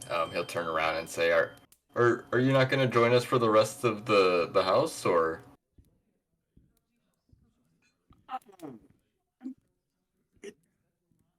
They should be able to take care of things. I'll just stay out here. If you got any questions on price and everything like that, I can answer those. They'll be able to tell you more about the property itself. Yeah, just let me know if you need anything. A little bit. Just enjoying the fresh morning air. Yeah, she kind of coughs from the cold. Give me an insight check, Alfred. I'm gonna make you roll anything I could possibly make you roll. Bottle. I was gonna ask for insight checks in some way, shape, or form, but Oh, yeah, enjoy the morning air. It's really nice out, actually. You know, I'm not too keen on this type of coldness, but as one of my other friends was saying this morning, it's actually, kind of growing on me. Although I would rather it be probably a little warmer, or at least not the wind blowing, at least. Oh, spring's just about here. I'm sure it'll all warm up. No, well, I guess we'll see you later. Enjoy the morning air. Yeah, I did enjoy the property. She's kind of just like looking in, trying to signal the 2 halfling women. So 2 halfling women in there. The one is a little bit older, looks more middle aged. The other one looks pretty young. So you have the middle aged, about 3.5 foot tall, kind of average build, average weight for a halfling. Green eyes, and wearing just very simple peasant garb, for lack of a different way to put it. Just got a nice little head wrap on, holding her hair up, and then just some simple clothing. She's got a kind of just steps up as you take her in, and she notices that Nasia's kind of stepped away. It's like, well, hello. So I'm Neva. I am the housekeeper here. I'm happy to answer any questions you have about the property. I take care of, hoping to stay on. I've worked here for a long time, and happy to help out with anything I can, questions wise, or if you decide to keep me and my daughter here on as staff. We'd like to help out with things. I take care of the cleaning and the cooking and the laundry and whatnot. And Tivka here, my daughter, she's kind of the resident handyman. She works on a couple properties in the area, fixes anything that happens to break down. She's very good with her hands and running a little hammer and everything. Sorry, I shouldn't belittle it. It's she's very very handy. She's very good at her job. Uh, Tivka, introduce yourself. Um, yeah. So I'm Tivka. Uh, yep. Fix things. And do you need anything fixed? I'll fix it. And yeah. Well, could you spell their names, Great. please? I will show you images which have their names on it. So That would be great. Well, Oh, you know, Neva. they do say that a house truly isn't a home Yeah. without a little fixin' uppin'. So having someone to help doing the fixing and the upping will certainly be handy. Do you mind telling me about the previous owners of the estate? uh yeah, I suppose. Here for a couple of years. It was the Fields, Tavis and Taven. They were decent folks. Treated us well, took care of things. We did what we could to help them out. I believe they had some business venture, took them elsewhere, and so they took off. And I guess their change in situation has opened it up as being a place for somebody else to live. So uh, there's a whole lot of you, but we do have enough bedrooms for each of you. There's a couple on the second floor and 3 on the third floor. Um, that pretty much takes up most of the space. There's a chamber pot privy on the second floor. Take care of things. You know, unnecessary business. Kitchen's back here through the door, and if you need to use it for anything, that's up to you. But I'll take care of any of your meals if you want. Again, we'd be happy to stay on as staff. I believe that amount was passed along to you, but really, we're willing to negotiate whatever you need to do. Um, A like I said, question. worked here for a pretty long time here at the Evergreen Estate, and would be happy to answer any other questions. Uh, Yeah, actually, there's 5 bedrooms. Do y'all stay on property, or do you guys have your own place that? oh no, that wouldn't be appropriate. We have our own little apartment over in the Shadow District. We just come over in the mornings. But if you need us, send somebody to get us, and me or my daughter here will be right over as quick as we can. Oh. And take care of things, fix whatever needs fixing, clean whatever needs cleaning. We've done our best to try and spruce the place up. If you find any cobwebs, you let me know. Get those nasty buggers. Since they moved on so fast from talking about the fields, did it seem like they were trying to cover anything up at all? Or were they being like just Insight check. sincere? Okay. I don't have disadvantage. Nice. And a solid roll. I think it's the first like 20 something. You pick up that they are definitely uncomfortable. Neva is definitely uncomfortable talking about the prior owners. Yeah, so I know that my friend here was talking about how you had 5. In the original listing, weren't there actually like 8 bedrooms? I don't know anything about the listings. I don't do the listings. I just clean the place. You have to talk to her. Trying to peek out the door. She's gone. Nasia's not in sight. I don't know if she left or where she went, but she's not out there at the moment. Oh, but she said that she just takes care of the prices. Do you mind if we do like a general tour of the grounds? Certainly. Happy to show you anything. Just come right this way, and she takes you into the kitchen. If one of you guys kind of wants to be the room leader. Yeah, we don't need to all pile in. Doors Just shut. follow Stand in the. one spot. Like we'll like Why don't leapfrog. we- I'll stay in the kitchen. Someone will like open up another room. Why don't we follow Xedre around? So kitchen got a nice little stove set up, little working table, one window, and then there's another door that leads off to what would be below the stairwell. If you take a quick look inside, just some sort of a little pantry or closet. There's a broom and a bucket sitting in there, and then a lot of shelves on the wall that are barren at this point.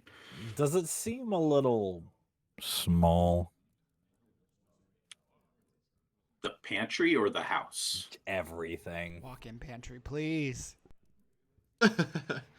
So the house itself, by 6 spell standards, is fairly large, but in comparison to a certain estate that you were staying at before, oh yeah, it's definitely diminutive. Your bedrooms were about half this main floor. So, well, your bedrooms were about the size of the stairwell, pantry, and kitchen all together is what each of you were staying in the estate you were staying in earlier, Yeah. in the Varhi estate. I wonder if that one's up for listing. Xedre's gonna see if he can kind of keep up with Neva and just say, "Hey, question. I know that you said that you've worked at the Greenwood estate. That's what you called this. Evergreen. Evergreen. Yeah. It's evergreen. This estate for quite a while. How many tenants have you helped out? I mean, honestly, you've probably worked here altogether more than some people have lived here. Well, I mean, if you folks decide to stay here, which I hope you decide to, you find this to your liking, you'll be the fifth family that I've helped worked for during my tenure here. This is my daughter's first job. She's just helping out, doing what she can to help out with the fixing up, and as you might have said, the fixer upper, or what was that? What you? Yes, something like that. Anyway, just kind of a side gig for her, but this has pretty much been my entire adult life has been working here.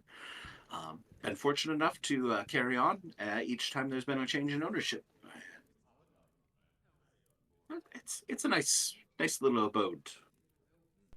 Definitely better than a lot of the places in town. I think without a doubt, if we were to consider this place, your continued assistance would be, of course, on our mind. But we're all kind of new to Six Spells, and I'm just wondering, we've seen how kind of like nobility works and things like that.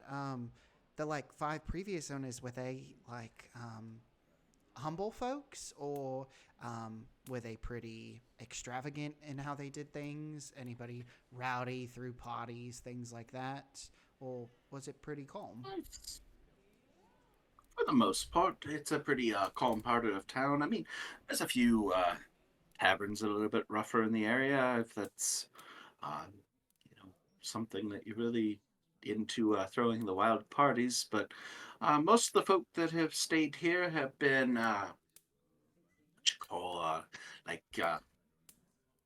middle income, I suppose. People that are able to afford property here in Six Bells are automatically in that department most of the time. They've inherited, and this house has changed hands a few times, as I said.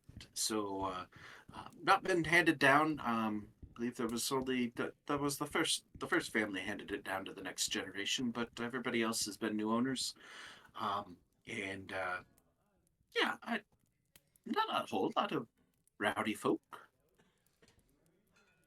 It's just, I'm really sorry. You kind of had a little bit of hesitation whenever you were talking about the fields, and I just didn't know if they were like party folk or something like that. Did they particularly give you a hard time? Because that's something we'd want to avoid. No, nothing like that. They were perfectly nice and pleasant with us, and treated us well. Like I said, this is my daughter's first job, so she didn't work here. But when I say we, it was me and my late husband. We were the 2 main housekeepers here. He did most of the fixins, and I took care of the cleanings. And no, they treated us well. The fields were good folks. Just apparently just decided they needed to leave town, I suppose. Kind of a little bit abrupt. Kind of left us a little bit hanging. It's been a rough couple of weeks without, the realtors. Nasia there. She's done a pretty good job of taking care of us, but it's been a little bit tight. Obviously not doing as much work. Had to try and pick up a few things. Anyway, you don't want to hear my old sob story. It's all, no, the fields were good, folks. Should we go to the second floor? I'll show you the rooms up there. That'd be wonderful. And as she walks, Xedre's gonna turn back to the others and just go, just like absolutely appalled with what happened to the fields. All right, I'm going to turn off the line of sight stuff because it's just going to be a little bit easier to just. But it's more realistic that Where way. did I go? Alfred Oh. ran to the second floor. So yeah, the second and third floors just go up on the map. As you scroll up, you'll get to the next floor and then the next floor after that. So, Oh, that's smart. Oh. so Neva just leads you up to the second floor. And Tifka's just kind of, she's not sitting or anything. She's just kind of like standing off against the wall on the main floor. Isn't really engaging too much. Xedre, as you pass her to go head up the stairs, she's like, I mean, if you want to know where the parties and stuff are, I know a few folks. They could probably direct you if that's something that you're looking to do. Got some friends. I mean, I don't do that type of stuff, but my friends do. If that's something that interests you, some people over the Dead Shark Tavern. It's pretty good. A little bit rough, but I think I have a pretty good time over there. Yeah, I'm not really one for potty stuff as well. It's kind of my friends, but always down to network. And just awkwardly walks off. Who does she think she is? No. All right, so on the second floor, as you all get up there, you have there's 2 bedrooms that come off of the little hallway. Stairwell comes up out of the hallway, and then beyond that stairwell is just a little 10-foot by 5-foot bathroom, basically, privy.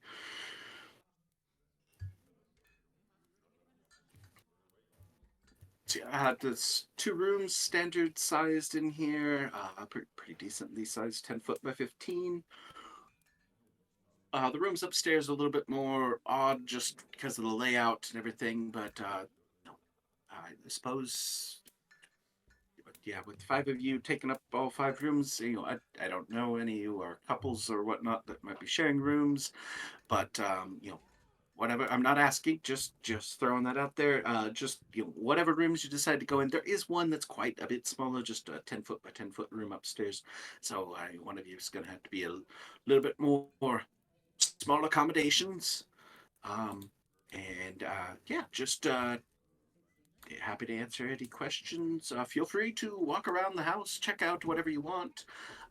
Happy to answer any questions you have about the house and the services that we can provide with taking care of things for you. The 2 rooms here on this floor, as well as the 2 rooms on the front of the house upstairs, have really nice, good natural light facing out 2 big windows that span the entire far side wall in those rooms.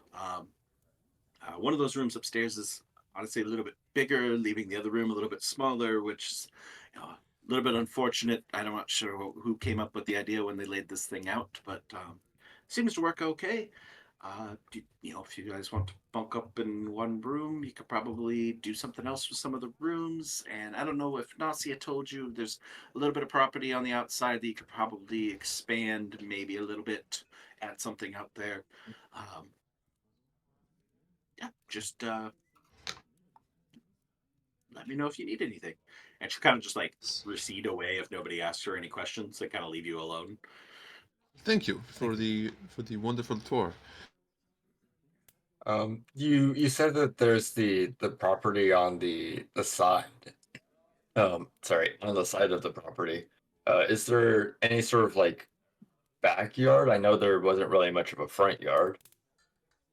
No, pretty much the next property butts up against us. Maybe there's enough room to walk in between. You're not like sharing a wall, but not a whole lot of room to expand anywhere other than there to the north. So.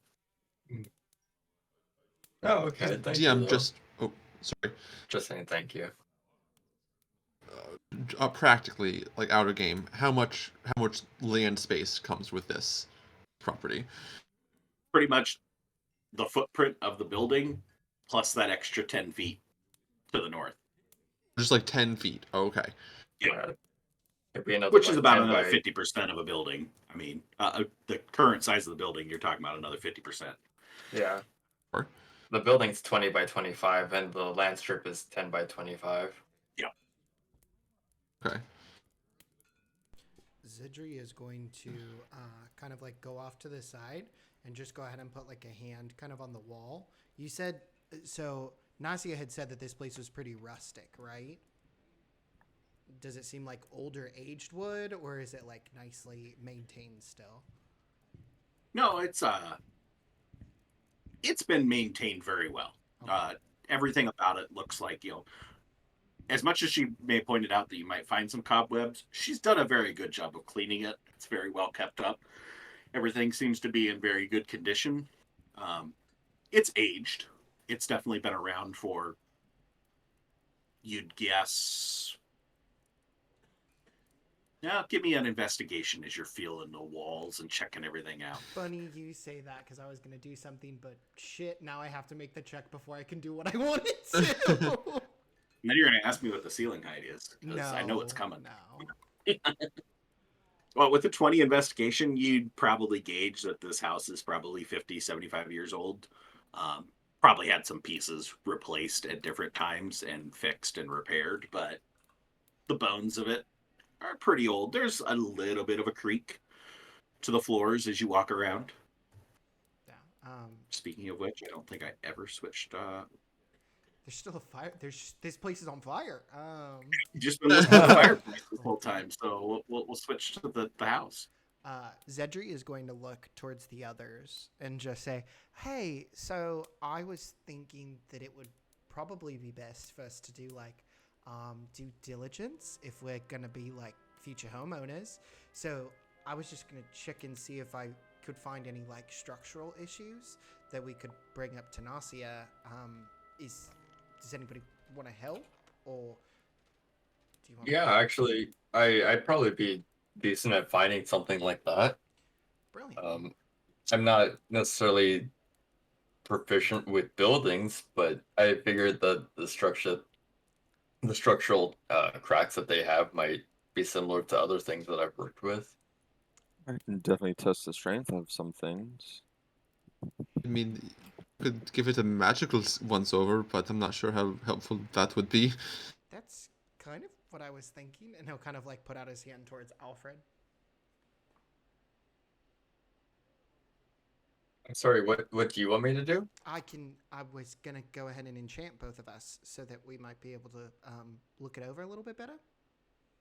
Oh, okay. Alfred will grab your hand. Cool.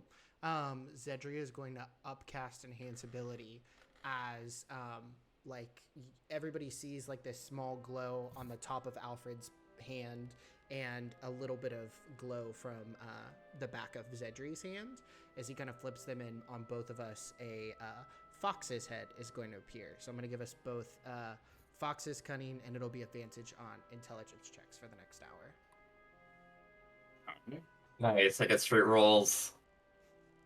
It's back to normal. For now. Did I just give it to my wild... Shoot, I just give it to my wildfire spirit. My firebird comes out, now it's a fox. Oh. Firefox. Wait. Firefox, yes!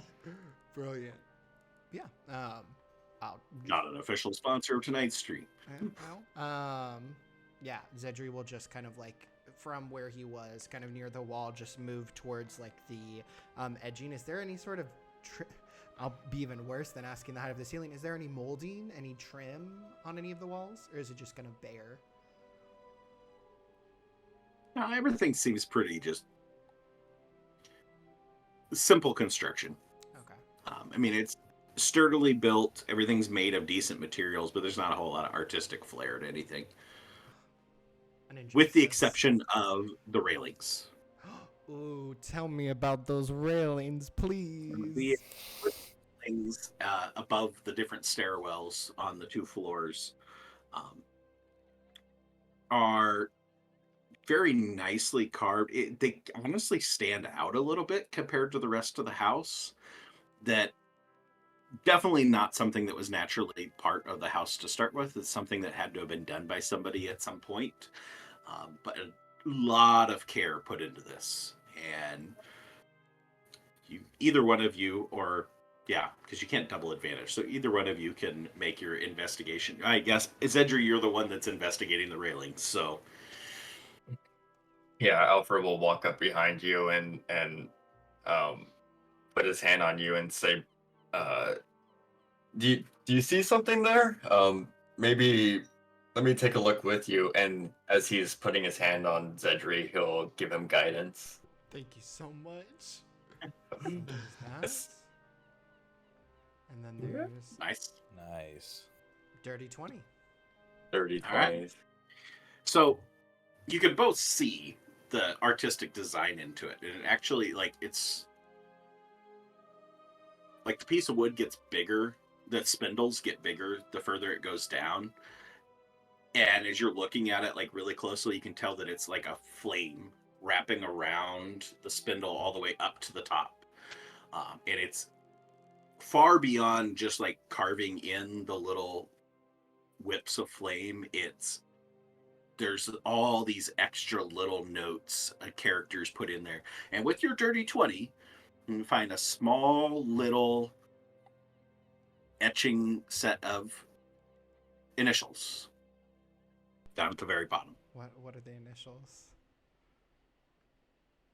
Initials are KM. He'll go ahead and point everybody to them. Oh my! Did you look at these railings? This is like exquisite craftsmanship. I mean, they had like enlarging, and they had such a good understanding of like proportion for the design, and then they cut it at all of these different angles. I mean, they're really accentuating the fact that it's like a flame's form rather than just like a simple like two-dimensional like etching, you know? Yeah, Alfred's actually gonna pull out a bit of paper and start to try and like not draw it because he's terrible at anything artistic, but he would start to try and like detail out what he saw. Trying to see like if he could figure out how it is like what the process was to shape it right instead of just like carving. I don't mean to be rude, but I don't really know anything about this. I've never really owned a home or Well, I know anything about homes. I haven't really owned a home either. In most of the places where I worked, it was kind of stone buildings. But listen, Neva was talking about her husband and how they used to work together. And he was kind of the handyman before Tifka was. So I wonder if he could have possibly made this. In which case, I mean, we can't let this just fall into the hands of somebody who's not actually going to respect the building. I mean, with an open plot next to it, it's a very lucrative venture if somebody just wanted to purchase it and convert it into a store, or if they wanted to go ahead and make it just into a big old casino. So I feel like we need to preserve this place, right? We have been here 10 minutes and you are already emotionally attached. I Alright, that's fine. I will be completely honest, I'm in the same boat as you. Speaking of, there's also the boat that we have to look at, but I'm willing to focus on this one for right now. Well, when shopping for for tools, would you purchase the first one that you see because it's, or would you kind of shop around first and decide maybe this one has a sharper blade, maybe this spade is a few inches wider, you know, just different things like that. I mean, we can keep this in mind, but I don't think we should. Maybe we should look at the different. This house is really fucking small, Xedre. I don't know. I was so used to having these floors were like our bedrooms in the Vahida state. So This- you know, Don't get me wrong. this was- Yes, this place is small, like, but it's probably the biggest place we'll find here. it's the first stop. Let's. No, It's the I mean, They best. only get smaller from here, Kiesel. Other ones have smaller square footage. Oh God. Well, I then- think if you're worried about how much room we have, it's either going to be something like this or it's going to be on a boat. And Well- Alfred, I think you'd be the last person to suggest going to the boat. Yeah, no, that's not exactly where I want to end up. But I understand the things that need to be done, and perhaps we can start a new chapter with seafaring. Maybe you'll figure captaining the ship will give us some better luck. Is everybody just out and about in this area? Or are we like we're all together, or are the housekeepers like watching us? No, she receded back down to the main floor, so Okay. both of them are downstairs. You guys are either on the top floor or the second floor. It's up to you. So Alfred's making his way to the top floor. So what are we getting out of the housekeepers here? Does something seem a little weird? I mean, they seem like... It seems like a person trying very desperately to keep her job. Hmm. It doesn't seem like she's really given in to the whole change in Six Bells. I don't know who exactly all of the underhanded dealings affect, but I feel like this is a really honorable place that she's been running with first her husband and now with her daughter. But her daughter was telling me about places to like party, which was a little bit worrisome. The dead shark. Like we don't know the places to party. Come on. Out of world. How old is Tivka? Like she said she was younger, but yeah, is she a teenager or is she like like a younger early 20s? Okay. Yeah, I'm not going to listen to some party advice from like some teenager, you know? No, she seemed like she didn't seem that young. She seemed fairly competent. Well, regardless, if you're worried about the size, this also might be one of the only places that has room to build onto. Okay, so should we look Smithy? at the? Should we entertain the other ideas, or should we just? You know what? We fell in love with it. Here we go. Well, the most experience I have with houses is either sleeping in them or destroying them. And paid housekeepers, that's fairly new concept to me as well. But if you're worried about space, this or the boats might be the best option, as Alfred had mentioned. So maybe looked at a boat and made her decision. I'll point out, Yofredir, this is pretty spacious for you. I mean, Torslin standards, this is pretty uppity. Salinas is definitely like You slept in a compared tent in a to wagon most of your life, so Salinas is definitely exactly. This in the seems same pretty game. spacious to me too. We have a horrible understanding of what a good house is between Truly. all of us. Look, all I know is that my token is barely fitting through these. I'm like, this bit is kind of small. I don't know. Each To space be honest, is 5 feet. Banished to The the s- 10x10 room. The smallest room Yes. we have up here is almost twice the size as my room back home. Truly, I mean, with this bigger room here, that's the size of my whole whole house, my whole wagon. Yeah, this room's great. Well, that actually might be about the size of my IRL room, so maybe I'm telling you. I'm like, wait, that's 20 feet. Hold on. like IRL, a 10 by 15 foot room is a decently sized bedroom. 10 by It's that 15 is bigger combat than my map room. makes things look small. It just does. Yeah. Well then, Remember, you're not 5 feet wide. And most beds aren't 10 feet long. Well then, should we put down like a down payment of like some gold? We'll be back, and or is it down payment to? Is that too committal? Is that like buying a promise ring to a girl you just met a week ago? No, I think we just tell her that we're interested in the property, and then we take a look at the boat, and if we don't like the boat, then we'll probably come back here. I mean, I don't think it's gonna go off the market in an hour. we could give it a look, but quite frankly, the boat feels like it might be a little bit more work than willing to deal with.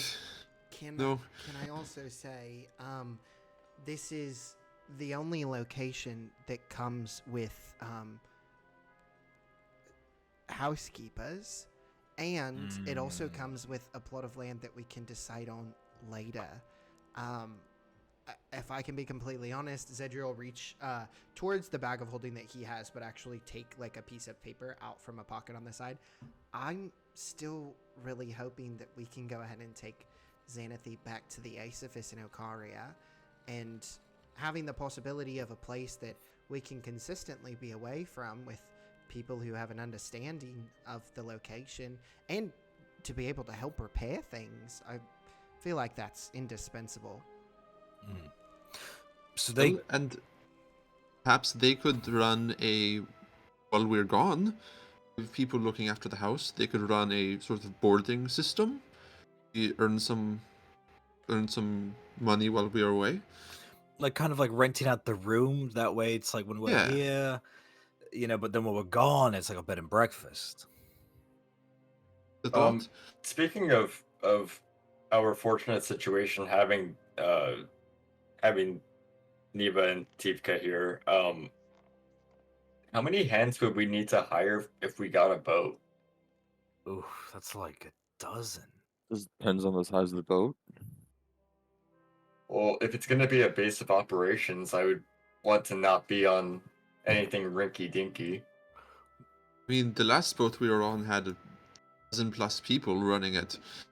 Yeah, and even if it's not that much per person, it's a lot per person per day.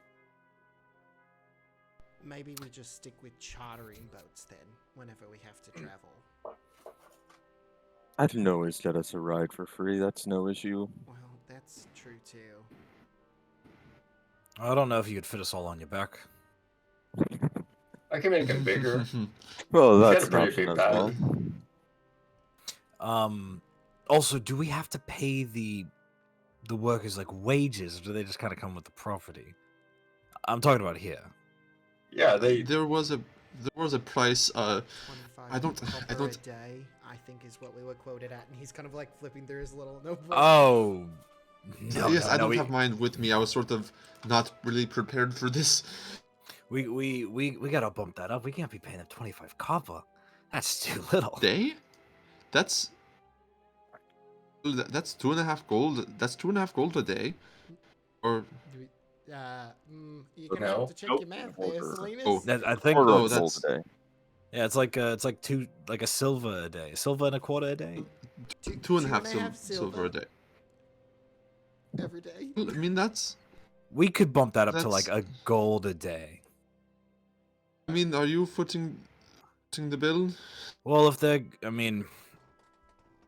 I don't know about anybody else, but if they're gonna be taking care of me and where I live and doing that kind of stuff and getting wrapped up in whatever chicanery that we're gonna find ourselves in, then pay them a little bit more. 25 copper. I mean, we have the money. Treat them a little bit better. Wait, if we did 5 silver per day, that would be 5 times. That's 120 silver per month. So it's. I mean, that's You're taking doable. into account the odd-shaped months in this world. Do you? I do did you, not. Do you think that what was her name, Neva? Do you think she knows an accountant for this?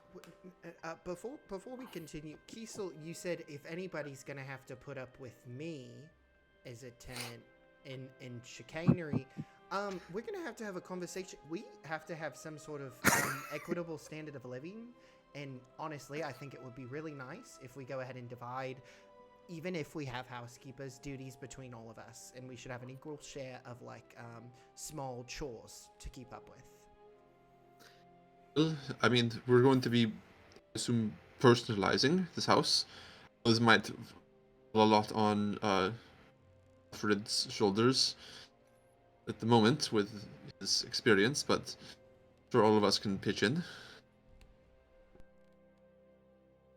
Yeah, no, I was just more of like whatever we get wrapped up in like necromancers and dirty boots in the house, blood on the weapons, so, like Or just like 6 street dogs approaching us at night and wanting a fight. yeah, just whatever. Who knows if they're used to this kind of line of work that we do. You know what I mean? So if they're gonna be dealing with adventurers and stuff, and with the amount of money that we can be coming across, surely we can pay them a little bit more than copper.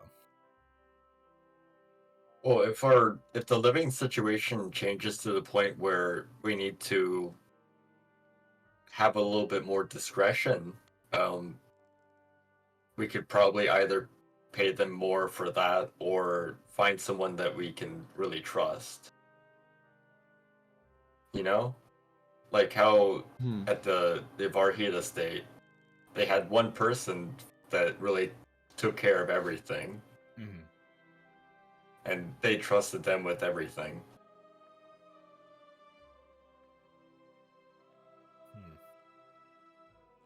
I don't know if we can ask these two to be that sort of person.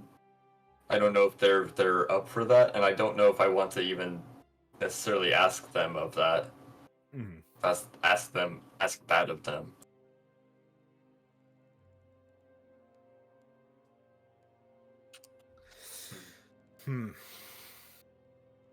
Take a look at the boat next. I think one look at the boat and then make a decision. I mean, the real question is who gets the big room. Well, any of these rooms are bigger than my room home, so I don't mind any of them. I mean, perhaps for the big room, Wes could bunk up, and we could use the small room as a workroom or a study or something else. I wouldn't mind taking one of the rooms on the second floor. It's less of a walk to get to a bed. We could always build a basement too. I was just going to ask, would we have the structural supplies to dig downward and add like a basement or a cellar or like something that we can subterranean? Let's ask and see if they could figure that out before we buy the property. Yeah. Yes, I think that I'm really tired, but we are already deciding on what rooms to divvy up. I feel like we've decided to buy this house. So it's just Is it with even upgrades we can handle. worth it to go to the boat then? It's kind of what I'm thinking. Oh no, we should. We're not gonna take a look at the boat. Oh no. Well, Alfred, roll a don't sound so deception check. disappointed. I mean, the suggestion was already thrown out that it would probably be cheaper to just charter a boat. So do we want to talk to the? Oh, by the way, Xedre, I really liked the subtlety and how you absolutely destroyed that woman. I just rolled my eyes at her because I was like, oh wow. But the way you were just like, don't fucking talk to us like that. I thought that was. Oh, was I disrespectful whenever I was talking? No. You're You a stood up for badass. it. Oh, Well, subtle wouldn't help you how I would describe it, but I very much approve. You've earned well. listen, we made our way through a competition as the heroes of Maidenthorn, and I think it's time we put just a little bit of respect on our name. And I didn't realize that people look down on adventurers so much. So that is a mindset that is going to need to be quickly adjusted, or else. Maybe we should ask to look at her house. That's honestly, listen, that's where I drew the line. Because I threatened, I see. Yeah, no, it was more of just like putting it out there, but I realize how it came across as a threat now. No, I should absolutely ask. Yeah, we absolutely should. That's hilarious. Can you but, at least Can you at least wait until we finish dealing with our house? Oh, absolutely, absolutely. I don't want the price to Let's- get jacked up. Yes, let's go speak with her and see what upgrades are available. So, anyway, heading downstairs, Neva and Tifka are just kind of patiently waiting, one more patiently than the other. And you catch sight of Nasia standing in the doorway, kind of leaning up against one side of the door. Door's sitting open, so, but she is just leaning up against the doorway, kind of like picking at her nails, not really paying attention to anything. You Who's said, heading down? You said Neva was next to Nasia, picking at her fingers? No, Neva.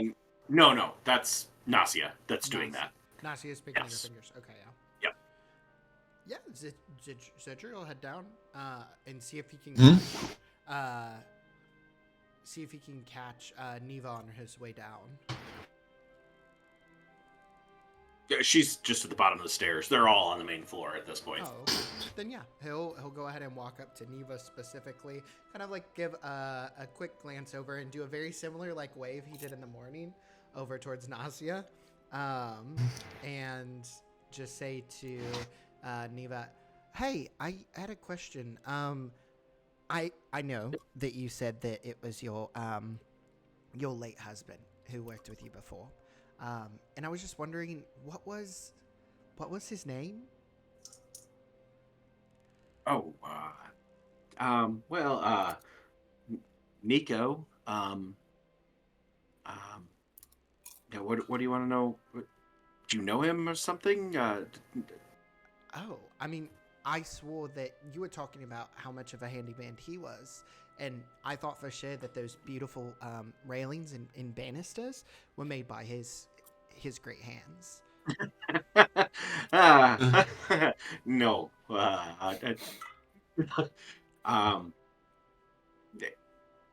Nico did his best. But that kind of artistry, a little bit beyond his clumsy hands. Well, I wish him and you the best, and we really appreciate you giving us the time to look at this location. Kind of pauses for a moment. But thank you, dearie. Appreciate the wishing me the best. I hope that doesn't mean you gonna Oh no! look for some other place. No, that isn't really what that meant. Can we build a basement? She just like stands there, mouth agape, like. I suppose I don't rightly know. Maybe. Have to check whether the sewers run under here or not. But assuming they don't, you might be able to. Actually, if the sewers run under here, that would actually be all the better. But is there anybody from Six Bells municipalities that would come and check some sort of inspection or anything that the building's held up to a certain code?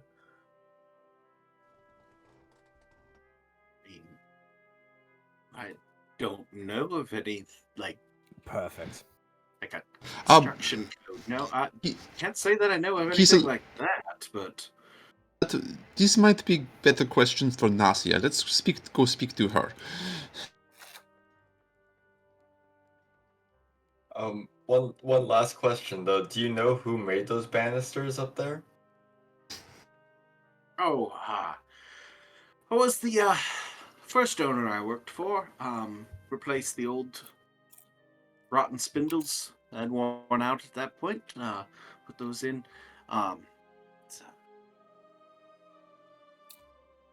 Kylo Marcus. Like I said to your friend earlier, his family owned the house when we started working, and then they passed it down to their kids. Worked for their daughter for a wee bit before it got sold when she left Six Bells. So, Do yes, I recognize that name at all? Give me a history check. Oh, Thanks for setting me up. I walked into that one. Yep. But at least I have straight rolls on history checks. That's true. True. We're back to your memory clearing up. History checks. Damn! Ooh. Nice. No, you don't know that. Sounds That was vaguely worth it. familiar, but no. That was worth it. Thank you, Century.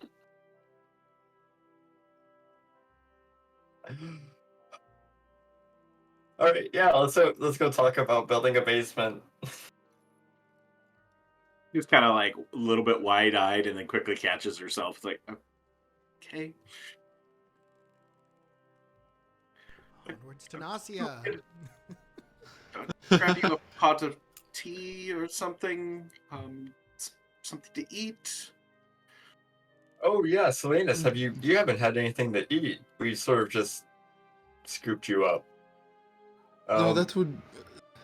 Some tea would be lovely. Thank you so much. Not a problem. Yeah, and Neva will shuffle off quick into the kitchen. Tivka following behind a little bit after a delay, leaving you alone with Nasia at the door. Asia. Oh? What was the price for this place again?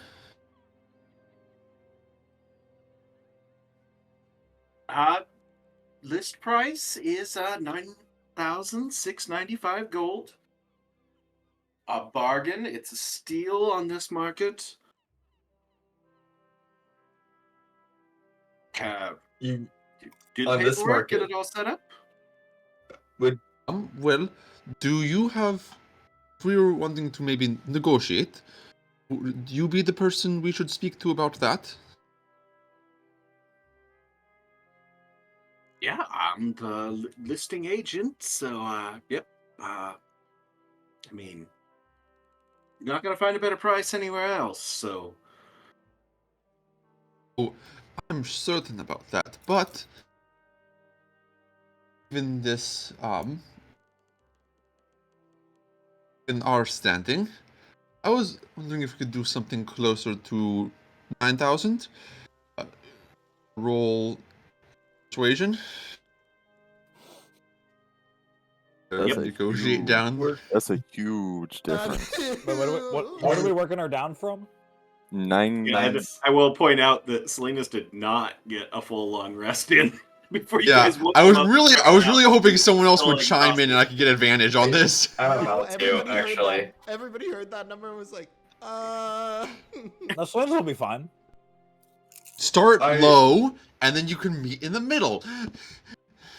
Also, something to note is, as we've mentioned, we are an adventuring party, and we have different sorts of abilities and talents that we can bend in the right ways. I myself am a master craftsman. I can smith anything that perhaps you might need. We could arrange something to be made.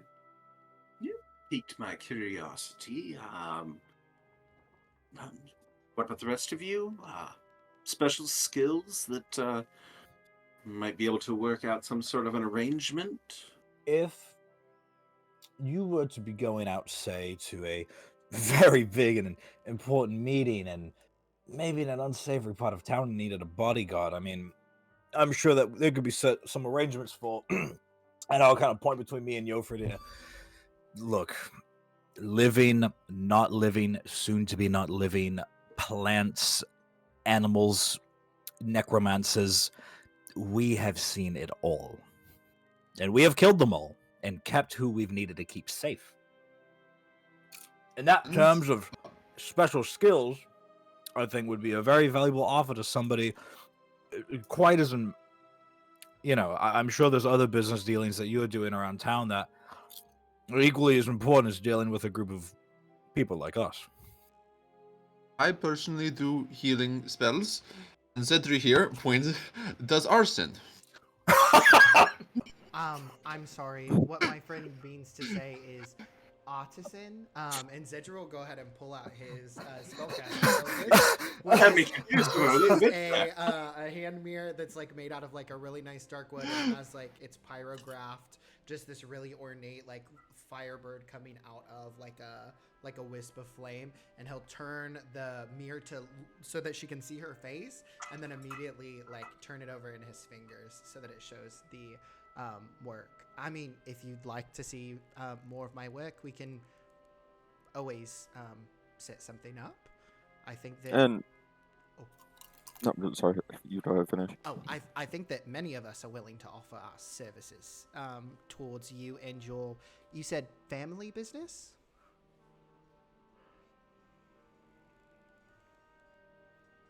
I suppose we might be able to reach some sort of an arrangement. 9,000 is a bit of a steep discount.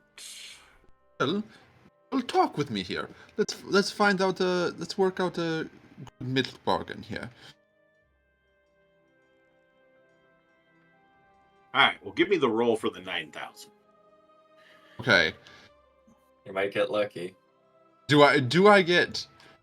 Have I been helped by my party? No, Ah. not for 9,000. Okay. Come on. We can do this. Or No, not. one of them's so good. That is not a total failure. That is one above average. We have not lost all of our casino money yet. We've been at 25. Mean, I suppose. Stayed the round.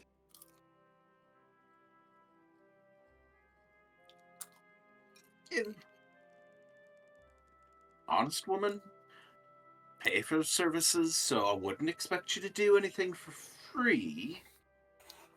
But in exchange for being available for certain things as needed, for fair compensation, I would be willing to accept 9,600. But that's my bottom dollar. I can't go any lower.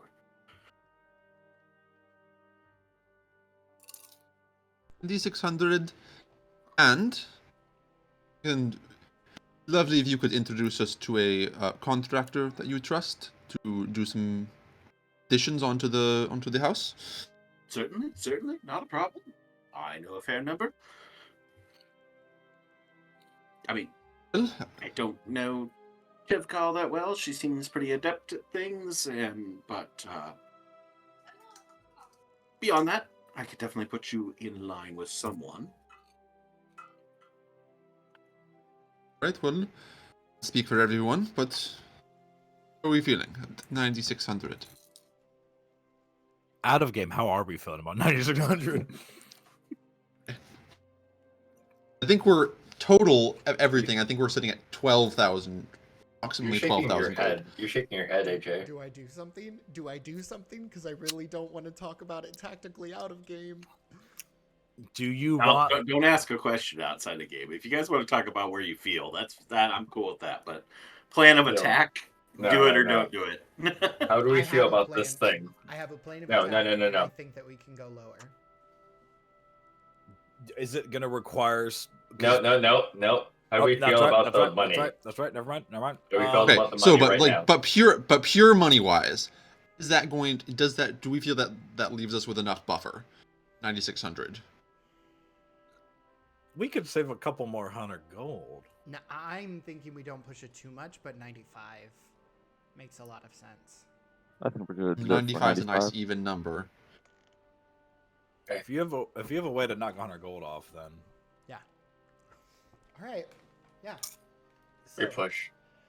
Xedre has the mirror in his hands, and as he's spinning it over, folks like to his left would notice that his hand kind of like fades slightly as he's going to go ahead and break concentration, and he's going to spin the mirror one more time with the Firebird facing her, as he's going to cast Enhance Ability again, and this time it almost seems like fire slowly fills like the divots in the trenches of this pyrography, as the Firebird almost seems to flare to life, and I'm going to cast Eagle's Splendor on myself. and go ahead and look towards her and say, respectfully, I don't know if it's exactly your numbers that we're dealing with. You said it's your bottom dollar, but aren't you speaking on behalf of Honoria? As you're starting to say this, she's like, "Oh, the gods! He is an arsonist!" I'm not an The flames arsonist. licking up. It's So, just in the- this is an intimidation check. Yeah. Yep, it's a full-on intimidation check. Perfect. Not a persuasion at this point. Still Jesus. charisma, so. Jesus Christ, what have we done to Xedre? Look what y'all We have can done. absolutely just go over towards the Fool's Gathering and just go ahead and talk with Honoria herself. Oh, that was a single. That didn't count. Oh. That's disappointing. All right. Do it again. Yeah, roll in there. Or do it worse. I was. We'll see. Oh, yeah, Okay. did it absolutely worse. I was really hoping that would work. I was definitely planning that. We had a mental thing to set you up for you to spike it, and you didn't quite spike it. We don't have any inspo? Oh, no. I do have inspiration. I will be using it. You got this. This is so important. But you could. Yes! You get to roll the advantage roll again. Oh, Roll really? another. Roll. Yeah, just because roll another die. It was an ability giving you advantage. You didn't have advantage on the check from something else. So. Oh, 14 and 15. Wow. 15, 16, yeah. All right.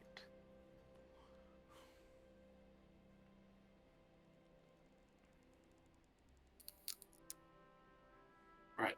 There's no need to be throwing fire around. I don't think anybody's going to be happy if you burn the place down, especially with everybody in it.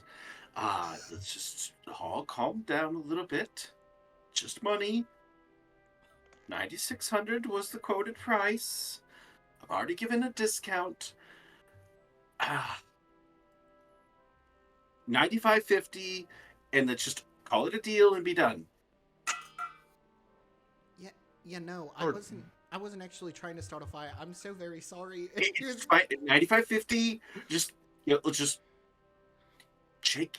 And she's like looking to shake hands with somebody other than Xedre. Like just shake will hands, extend make his this deal and hand. be done. Yeah. Alfred will extend his hand towards her. But both two people extend their hands. I will bring the paperwork off to the Fool's Rest here a little bit this afternoon. Take a little bit to get it from the solicitor, but once I have that, I'll get it. We'll get this taken care of, get it all signed over, and this settled up.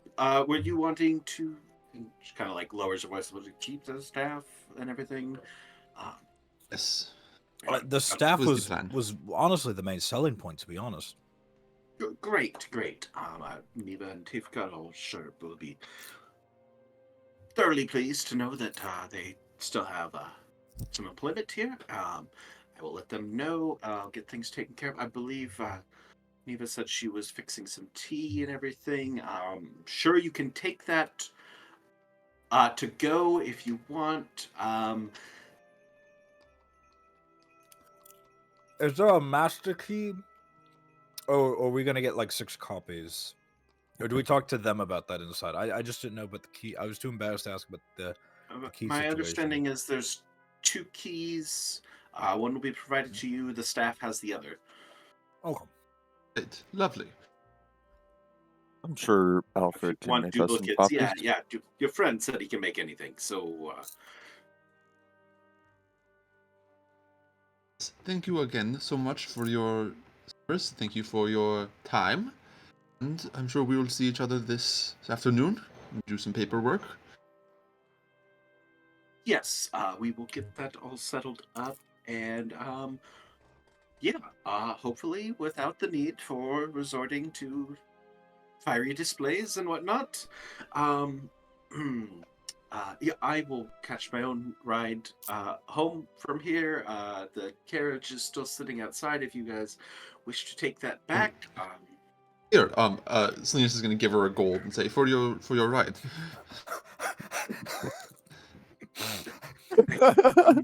Here's $5. Buy yourself You something just nice. give her, you just give her 50 gold. You give her the 50 gold that No. we just convinced her down from.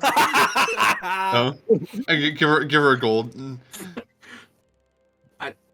Neva's coming out with a nice big tray, wooden tray that's got a little teapot and 6 cups. Just bring it out. Working her way through the door. Nasia's, Neva, you just lock up. I gotta go. Gifford's gonna have a seat, set his stuff down, and grab some tea. Yeah, Alfred's gonna sit down next to him. It'll be a pleasure having you working for us. Yes, thank you so much for the tea, by the way. Oh, do we work out a deal? That's splendid. Yes. Splendid. Just surveys everybody. Oh, I don't think we've done introductions, have we? No, that would probably be a very good thing. Again, I'm Neva, Tivka, and all of you are. Cybil Spear. Yes, collectively we are Cybil Spear. Do you have That's our group. individual names? Yes, we do. That My makes name it is. much easier. I'm Alfred A. Yates from Eagle Fall. I'm Silenus. It's a pleasure to meet you. My name's Kiesel. Nice to be formally acquainted. I am Yofrieder. It is a pleasure meeting you all. Xedre has his hands in his pockets at this point, with his head kind of looking down. I'm Xedre Cicatrice. I'm from Ashmay Nova in Okaria. It's a pleasure to meet you formally. She gives like a little mini curtsy to each one.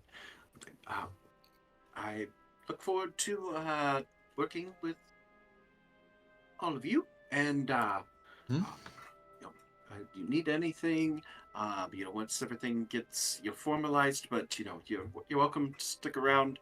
I don't imagine anything's gonna go wrong between now and then. You seem like honest folks. I mean, a couple Firehearts always trustworthy in my experience, so Are you a follower of Infernus?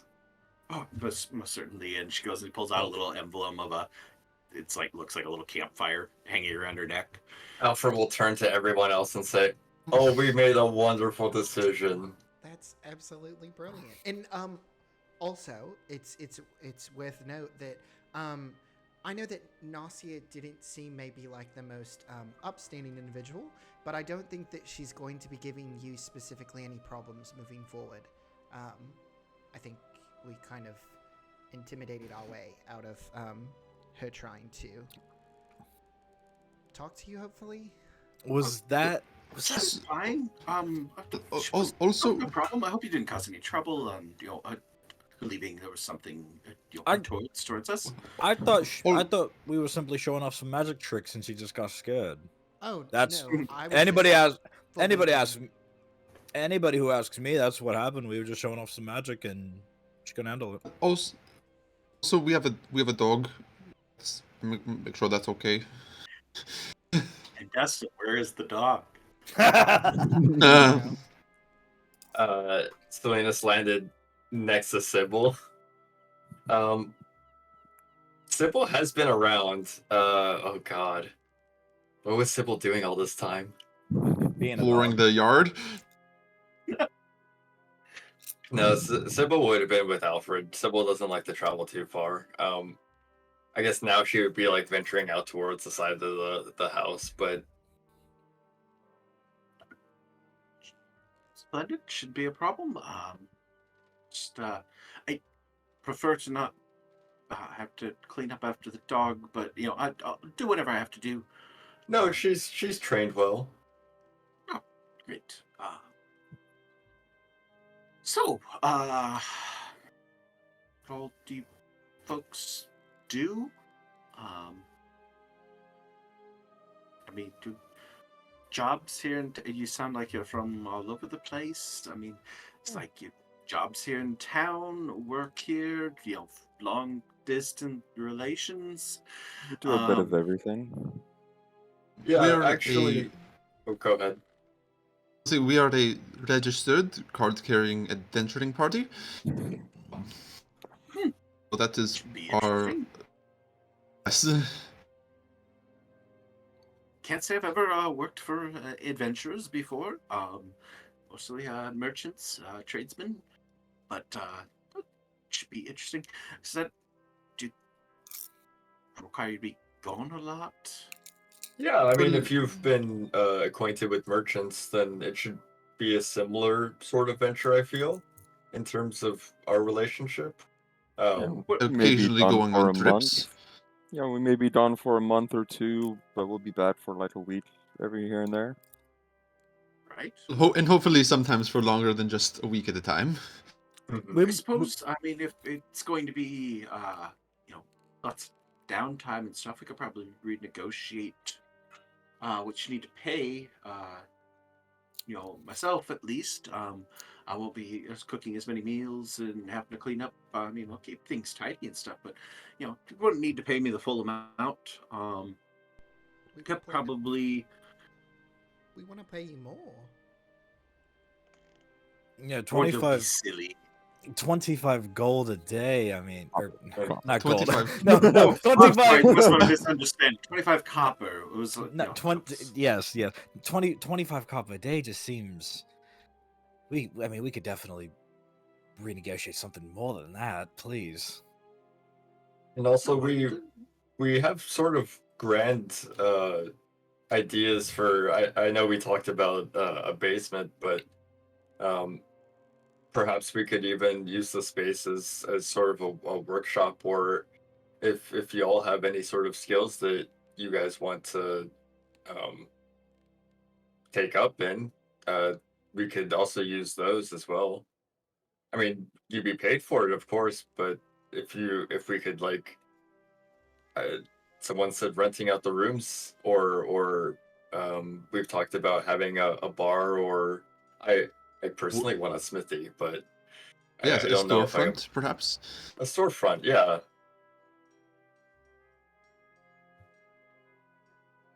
Do y'all have any sort of experience with that? Xedre and Yofredir. Actually, no, just Xedre. Xedre, you just passive perception pick up on Tifka's eyes kind of lit up at the mention of the smithy. You know what we're talking about. Instead, you're just gonna like shift over towards Tivka.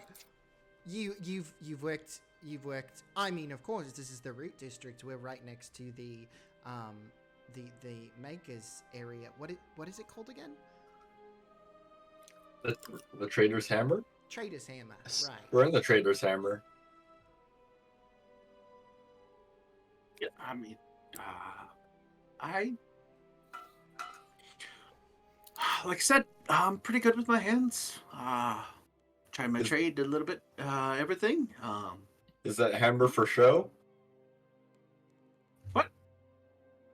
Nothing for show. It's completely. I can wield it with the best of them. Well, Heard you say something That's- about you can make anything. I'd like to put that to the test. Yeah, He is quite accomplished. I am the apologize for my best. daughter. She's getting a little bit. Doesn't No, know her no, place no, no. sometimes. It's I- it's just banter. I welcome it. No, I would appreciate having someone to sort of pass on some good knowledge to. Yeah. Let's see what you can do. Well, perhaps the first thing we can do is perhaps that can be the first thing we can look at negotiating. While we are gone, perhaps I can get to work on that building that Oh, little smithy we would next. probably contract out the building. Well, that's more of what I meant. Yes. Oh, okay, sorry, I misunderstood. I Probably, thought you were asking them to start. Oh no. Yes, I meant more. Whoever Nisa finds us. Yeah, I could probably just not see it getting a contractor or something. Otherwise, I could probably find some local folks can work on things. Uh, yeah, are you planning on being gone soon?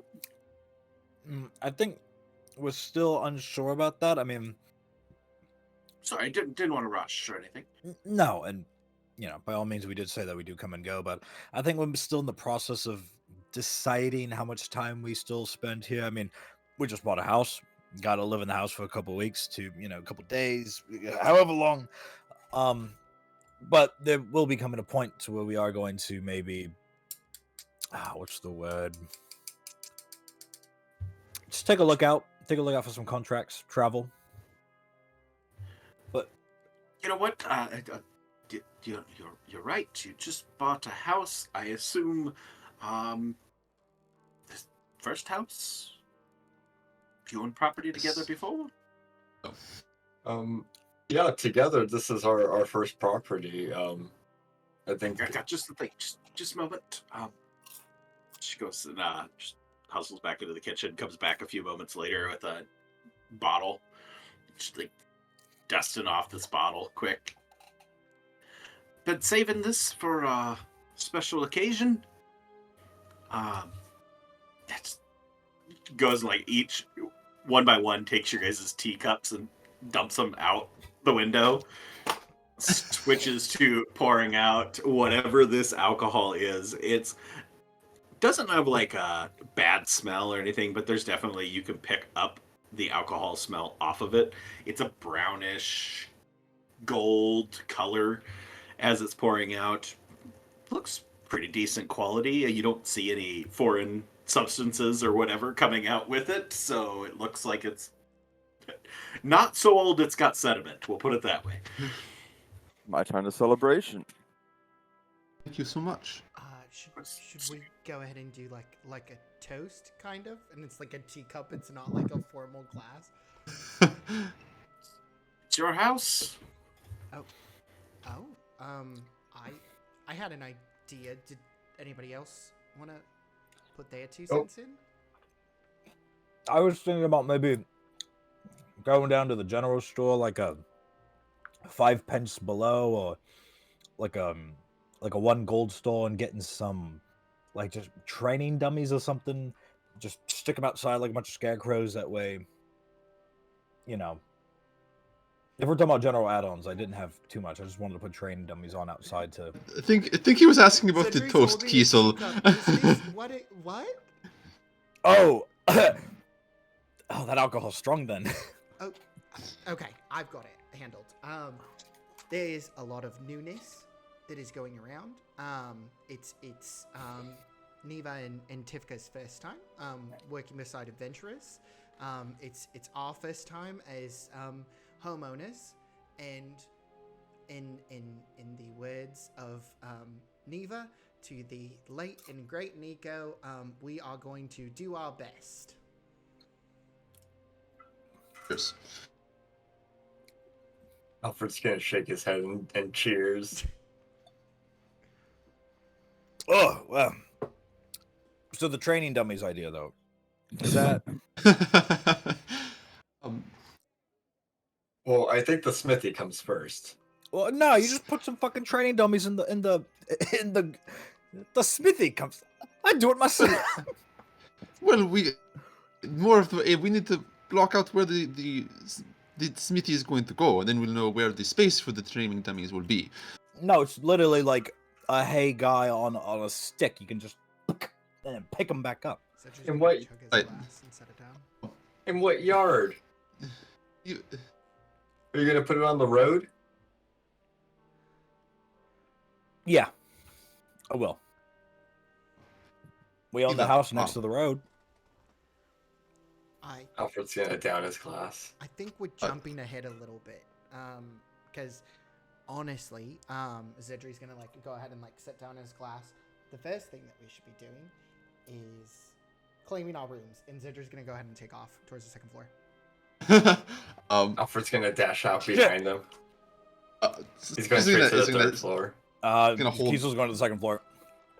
Silenus is holding back a little bit.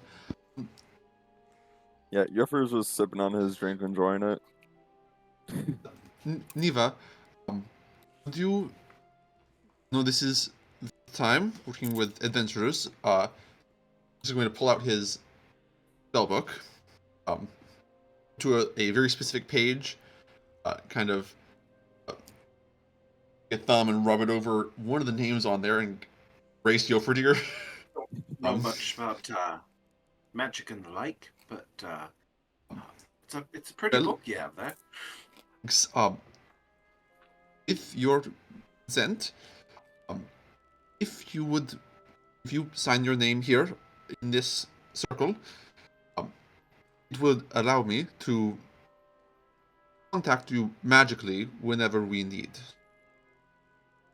This is the contract for staying on. I haven't had a contract Oh, before. That sounds fine. no, it's this is we can work on that later. This is more of a personal thing. It's magical way for us to stay in contact, especially if we're going to be traveling.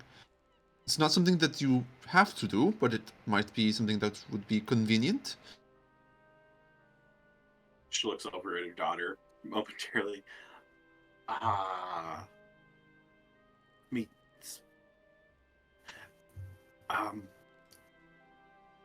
Does it work? I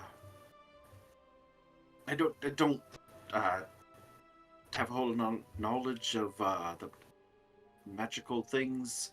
I assume you must, having your magic book and all, but I mean, this isn't like it's gonna put you in like my head. There's things like that. Sorry, I'm just a little bit uncomfortable. Don't fully understand what. Yeah, a little bit crazy. Well, here when we do a demonstration, you know, if you put your name down, I will. If you are, I will show you how it works, and if you are like it, I will erase your name. Give me a persuasion. Oh no, I have disadvantage right now. Hangover is a bitch. Wasn't even a His wasn't hangover. even hangover. His was He was straight running up all around. night. Doesn't I was sleep. just up all night.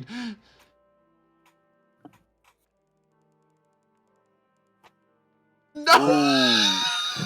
You doubled that one. Ones. Ouch. Yikes. I'm sorry. No offense or anything, but can you try it on one of your friends or anything? Show me how this works. I mean, sure. I will write on it, and I will say, let me show you. I'm going to write in here the message, and Giesel up there will hear me, and I'll take the pen and write. She's kind of like help, the giggling real- a little bit as she looks over to this guy. I'll write in the book. Giesel, help! The realtor's back, and she's attacking us. So, Kiesel, you hear from the floor above you, and Kiesel will poke his head down here. That bitch is back. see.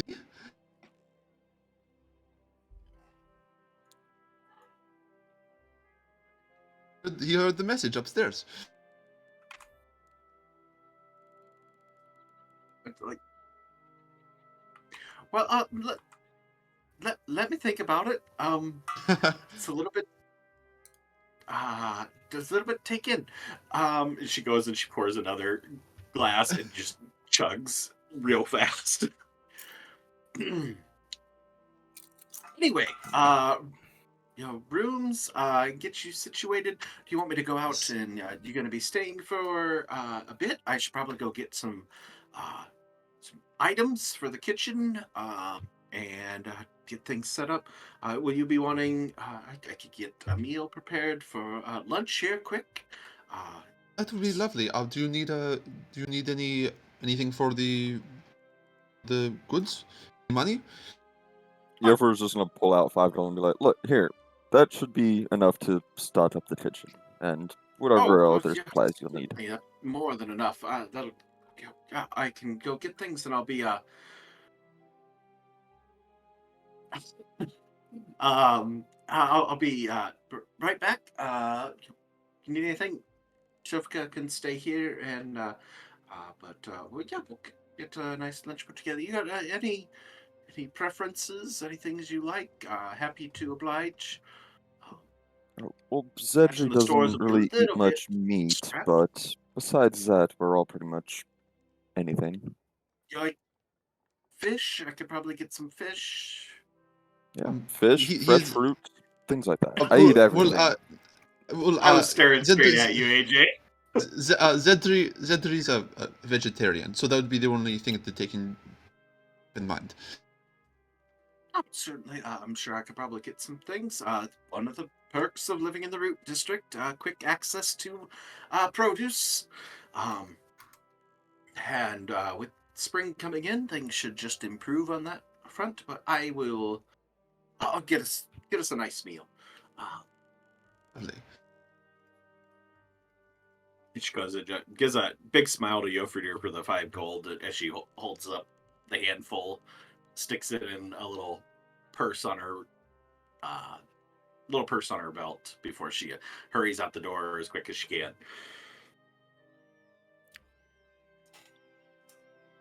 We better get some rooms, eh?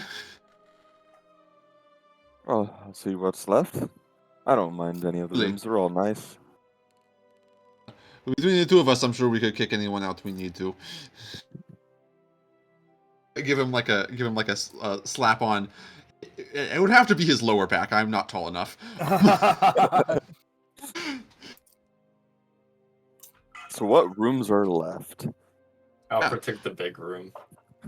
Wow. I would say that you probably have to roll for that, as Xedre was the first one who was headed up.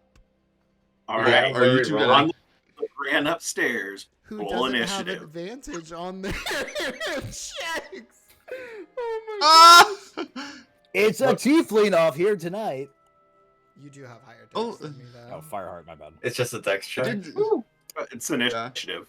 Initiative check. Initiative. You have disadvantage on right now, I think. Yeah. Roll 220s. Be pretty funny. No. One of You them rolled was 120. Oh, Yeah, Hangover's a right there. bitch. Alfred Hangover's a and Xedre go running up the stairs, and Alfred gets to the top of the stairs, heading into the second floor, and biffs it. Just trips and runs into the wall on the other side as Xedre keeps going up the second flight of stairs, leaving Alfred behind in the dust. Did suggest that people share a room when we use the small room for a different space. Does he make a noise when he eats it? Yeah, he does. Wait, He also falls like a couple steps and like. No, you tries just to hit the far wall, and there's a thud, but then there's a quick Okay. I think cartoon character legs spinning as you go and get your traction back and come running after. So Xedre, you have the feeling that he is right behind you. Just you got about a 5-foot lead now after he biffed it into the wall. Well, that really sucks, because Xedre literally heads up to the room, puts his hand on the door, turns around and says, "Did you see that Neva was..." What? And he notices that Alfred is not there. Alfred comes up a couple seconds later. He's holding his head. He's like, Neva, what? No. Oh, Are you okay? And Xedre will come over. yeah, I'm great. I'm great. I'm great. I'm great. I'm great. I don't believe that. And Alfred will slip past Xedre and then slip into the big room. Oh! Lit. I'm great. He's still clutching his head. Xedre's just gonna turn on his heels and say, "No, I was fine. You can have the big room, whatever." I was trying to say, Neva chugged to drink real hard after that toast. and she Yeah. also offered like a little prayer. I don't necessarily want to get involved, but I mean, we talked about bringing their family into this like bed and breakfast idea and everything, and I just do you maybe feel like it's too much to ask about it? I mean, maybe, but I mean, as soon as we get settled and we start talking with them about things, like we're obviously going to give them ample opportunity to say no, and like if they just want to continue doing what they've been doing for their service, then that's quite fine as well. Okay. I think as long as we just give them the assurance that even if they say no to these ideas, they're not going to be in jeopardy of being booted. So for clarification, DM, the second floor had a large room and 2 normal-sized rooms, and the third floor had 1 normal-sized room and then the small 10 by 15 room? No, second floor has 2 normal sized rooms. Third floor has 1 normal sized room, 1 small room, 1 big room. Okay. Okay. And we're on the 3rd floor right now. Cool. Yeah. Yeah. Then Xedre will like kind of walk over towards the normal sized room, and he'll just go ahead and hang the bag of holding on the doorknob. Are you sure that you're good though? You look like you took quite a spill and you're still holding your head. I just want to make sure that you remember that you took the big room. Yeah, no, I took the big room. I took it for Cybil because over here in the corner I can put a bed here and then it'll just be a normal sized room basically. Yeah, I was gonna suggest that we converted the small room into kind of like a space for Cybil, but it makes sense for her to stay in a room with you. Yeah, I would like her to stay with me.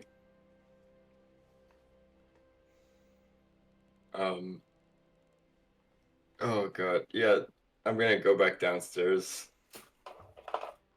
Can I check over from like afar?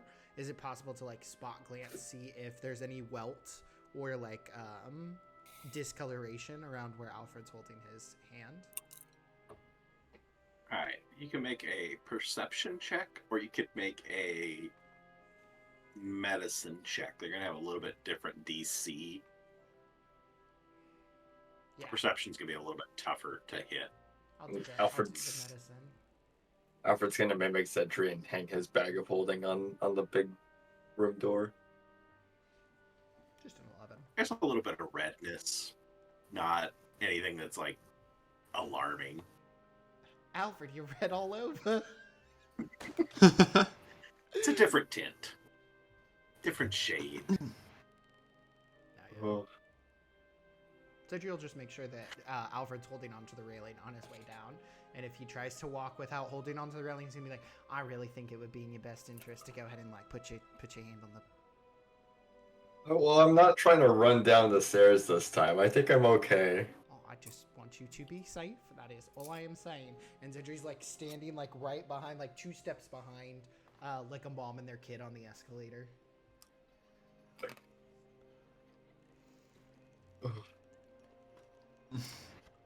And then we reach the bottom of the stairs, and everything is all right.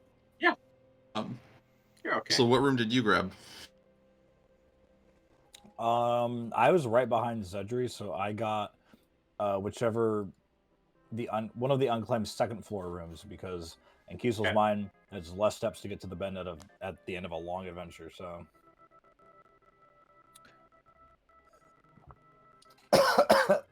So that means there's 1 second floor room and then the small room on the 3rd floor.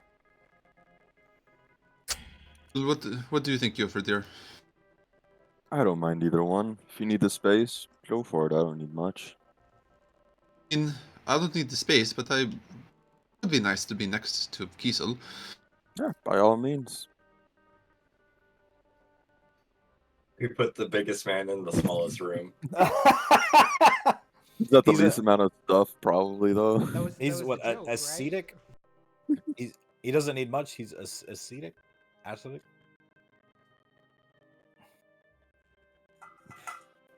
I will point out to you guys, just so that you don't forget this by the time you get to signing contracts, you're still sitting on a bunch of gems, not cash.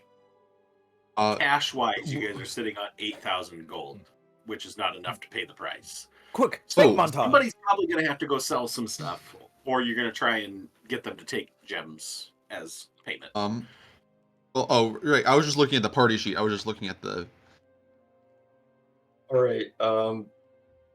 I think we need at least Silenus and Xedre. We need to go sell some gems. Could you do that little magic thing that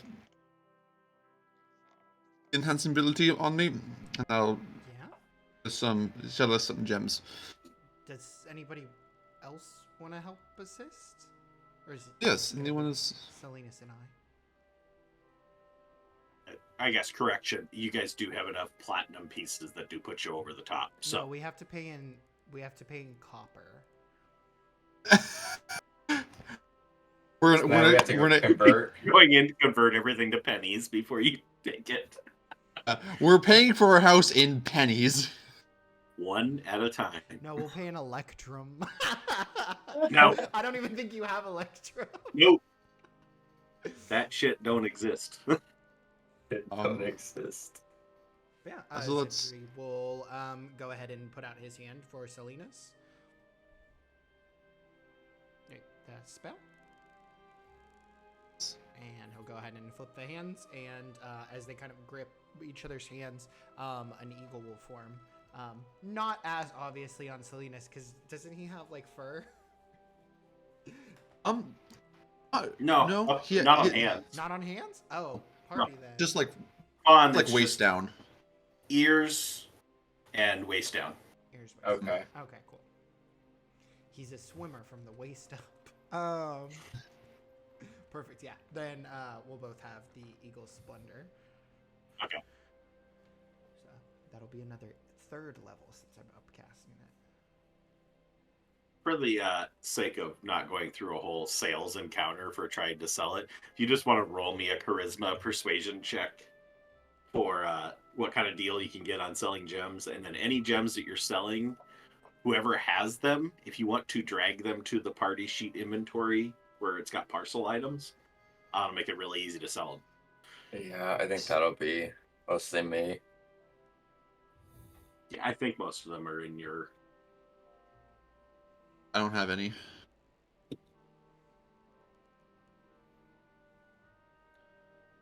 Alfred could make off with all the money. I have Gimp class. Xedre has carrots. Oh no, that's a important quest item. That's the shard of the necromancer's necklace. Wouldn't go selling that. Xedre, you want to throw your small diamond in? No. Sorry? Oh, we're saving the diamond.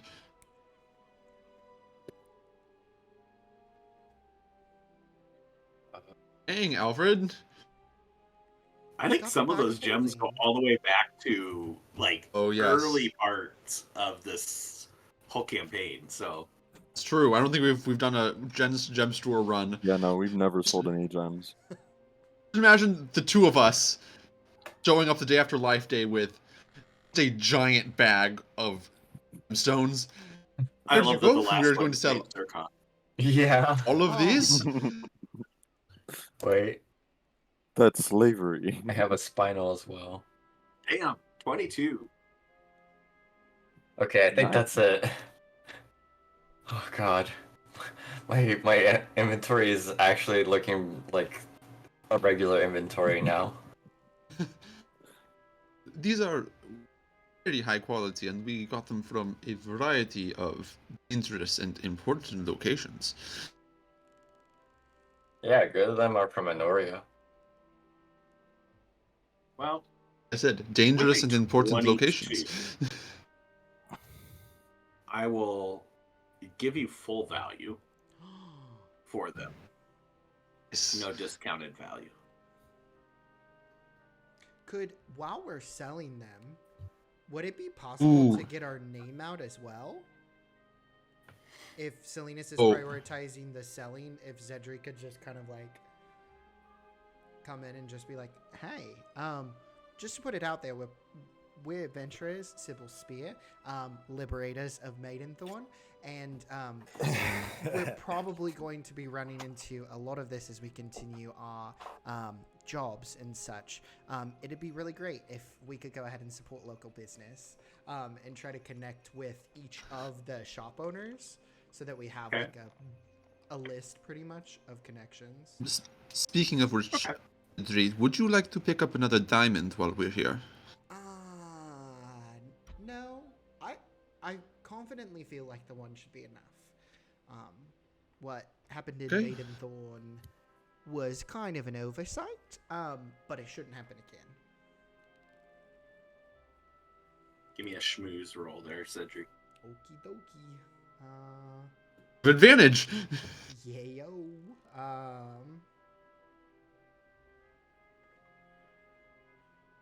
Oh, hey, look Oh, at that. no! Wow, incredible. The cursed 5 and 3 again. Have difficulty What all do you spelling tell the name. We are Cybil Spear. If you need us to go ahead and write down the name for you, we can definitely do that.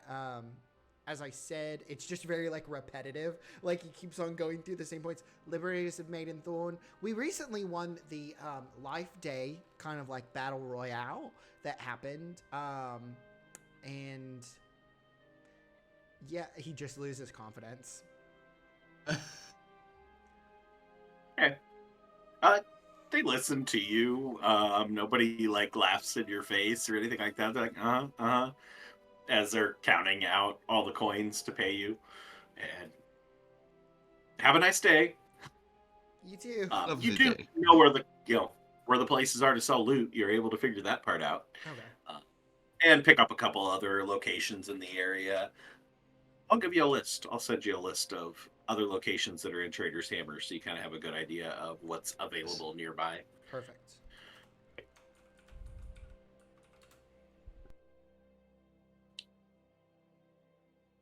All right, so you get your gems sold, head back to the house, enjoy a nice feast of. Neva's a pretty decent cook, makes some pretty good food. She does what she can with some pretty meager ingredients, but it turns out really good. She had started to mention that the stores were going to be a little bit bare after all the Life Day celebrations the day before, so it's kind of like dressed up food, making things look a little bit fancier than they actually are, but it all tastes good, goes down well. You finish off the rest of the bottle that she got out to celebrate with, and a nice, pleasant meal. As the afternoon wears on a little bit, as you're enjoying drinks and the fine food and camaraderie amongst the group, Nasia actually ends up showing up back at the house because you didn't show up at the Fool's Rest when she had the documents ready. So she shows up, settles up with you as quick as she possibly can. So takes the money. Each of you will need to. I can take the 2,100 out of the party sheet, but I will need the other 7,450 from each of your individual inventories. Let's get that by 5. However you guys want to split that up. 1490 for each. 1490. Good, 1490 each. Not all of you have 1490. goodbye, gold. I hardly knew ye. Well, you probably do if you guys convert some of your platinum. I have Or use 50. the platinum part of it. So you Plat- guys each have 50 platinum. So Platinum is 10 gold. Like Yeah. one plat's 10 gold. Okay, so yes, all of my gold plus 10 plat, and I want a gold bank. How much do we? 1490 in each. gold. And each of us are equally doing that, or does somebody need to pay a little bit more? If someone needs to pay extra, I have 325 gold left, so. Dang. Hmm? Gotta remember, your feeder doesn't spend any money on That's anything. true, and you didn't get robbed nearly as bad as. No, I got robbed really bad. I got Oh, robbed yeah, the you worst. Oh, if you got it back. They had Begin money with. before that round. Yeah. Man. Yeah, I got robbed Somebody the gave worst. your money away because it made them uncomfortable. It was 1490. 1,490. Yep. Okay. So I Do you need to have drag that to the party sheet, or are you just like trusting us to subtract it from our? I can refresh the party sheet to be able to see what you guys have for inventory, but yes, I'm trusting that you guys can do the math. Okay, and that's fine. Okay, I just do the wanted to conversion make to sure I didn't. platinum pieces if you need to, or just deduct the platinum pieces off the top. so I have 49 platinum, 1 gold, and 7 copper. Back to being poor, kind of. I'm gonna have 330 gold left. I have 400. Yeah, I guess that's probably easier if you turn your gold to copper or to copper, platinum. yes, not because we are confirmed. Yes, we are. Petty Nasi is DM. walking out of here with a wagon just to hold it.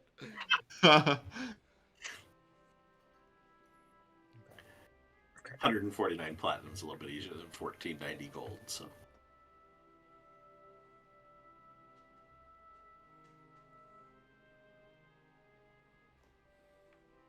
I have Are we adding it to 330 the gold party? pieces and 71. no, you just Yeah, need to just subtract it off subtract yours. from Just yours. Yeah. adjust your numbers. Yeah. 330 Okay, gold so- left. I would have. I'm taking 40 plat. And then. That'll give me that. I'll have 20 gold. Oof. I have 11 plat, 20 gold, and 6 copper. Okay, well, you still have 11 platinum too. Yeah. I wanted to make sure I still had a little bit of like big boy money. So if we went to a big boy party, I could be like, yo, Gotcha.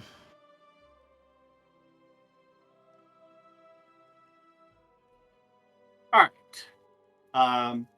After you finish your meal, finish up settling up everything with Nasia, you guys are left to your own devices. Have the house to yourself. Tivka leaves. Neva just kind of retreats to the kitchen, starts working on cleaning the dishes from the lunch, and leaves you alone to discuss your plans. Because I want to plan before we end tonight's session. So, Alfred, would you mind going on the walk with me later tonight? a walk? Yeah, no. Actually, I usually go out with Cybil in the evenings if you want to join me. Sure, yes. But before we do that, I know Xedre had mentioned that about sanity. Mm-hmm. Address the other people at the table. Oh, Are you still going proposing to be that to be our first stop? no, more of a, are we going to go to, when are we going to leave to go to Cardia? I'd like to go soon if possible. I mean, spring's just around the corner, so I mean,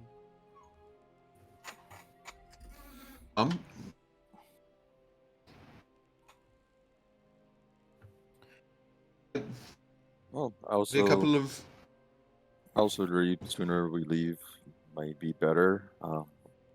I can go today throughout the day, try and find us a ride to Otaria, see what ships are leaving. board.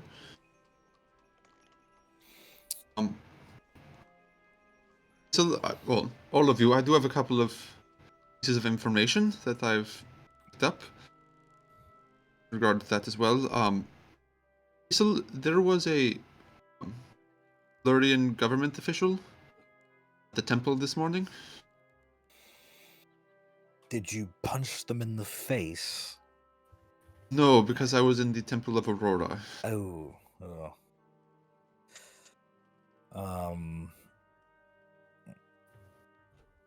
What were they doing? It appeared that they were being, but She is in the Flame District somewhere. I've lost her, but I know she was headed that way. Don't know that much. Would you know any satyr women in high office in Telluria? Would I know any satyr women in Telluria? Telluria is very human centric. Kind of, Probably right? is very huge too. Yeah. Yes. Give me a history check. See if she's a famous enough person to have notoriety. I'm pretty sure Telluria is like a majority human place. So a satyr lady would stick out Like a sore thumb. like a sore fucking thumb. No, I don't know her. No idea. You remember seeing a satyr woman in your town of certain notoriety back then, but Was she? names, no. I would have gotten that. 1, she's a satyr. 2, she's a lady. And 3, that she was important. But anything past that, she wouldn't have happened to be at my sentencing, would she? No. I did have a public trial. But your recollection does put it to being that when you saw her was that day. Not the day of your sentencing, that day. The day. The day. The worst day of your life.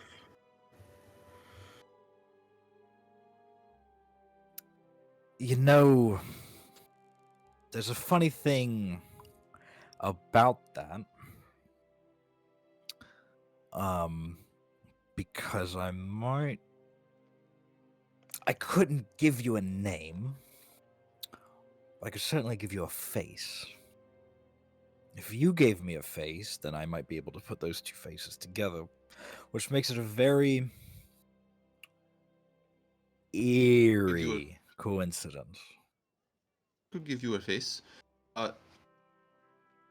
Could I use one of my spell slots and cast Disguise Self to look like that woman right now? Sorry. Struggling with the HJs. It's nice. It's nice.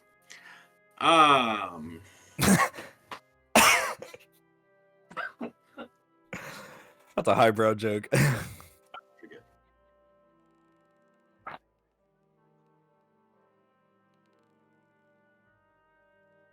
Sorry, looking up. Leave the wording in the feat says you can also use your own spell slots to cast these spells.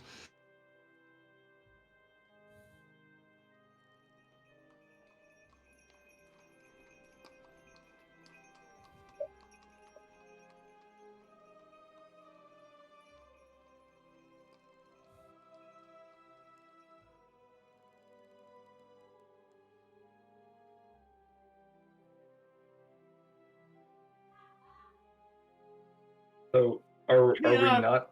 Performance check. How well can you replicate? Oh, Oh,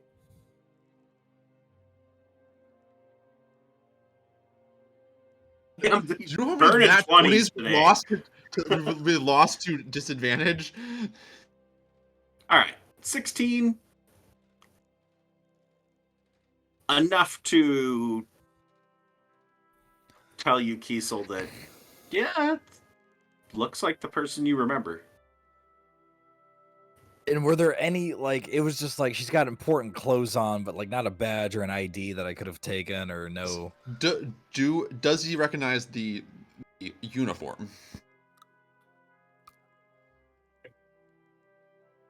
I mean, the outfit and stuff like that, yeah, that's all super familiar because it's all very common attire of nobility and officials within Telluria. So, Okay. I couldn't tell you who she is. But that's weird. It- That's who that is. It was, yes, you change back. It's more something to note. Might recognize you. Might also be good to leave town soon.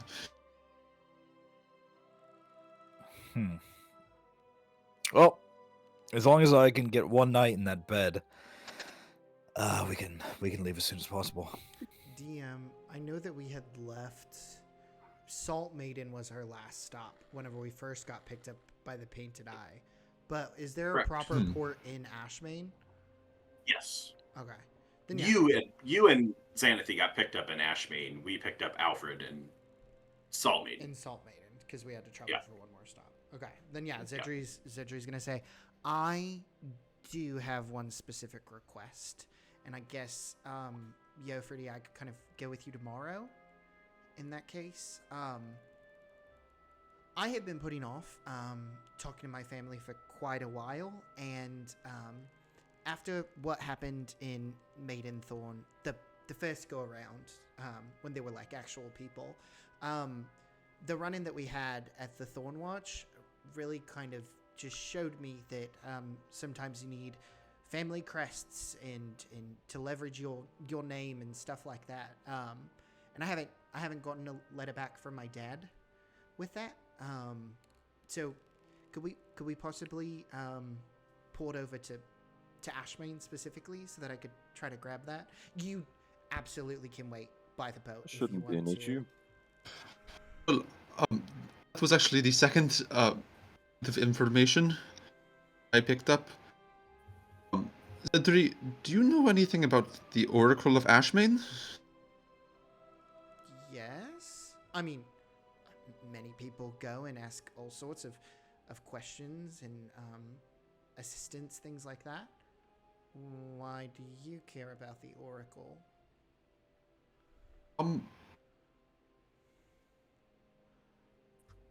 Because I was recommended them, perhaps.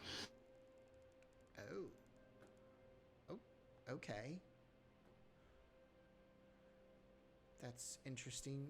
Yeah, I guess if you need me to be like a guide or anything like that, I could try to assist.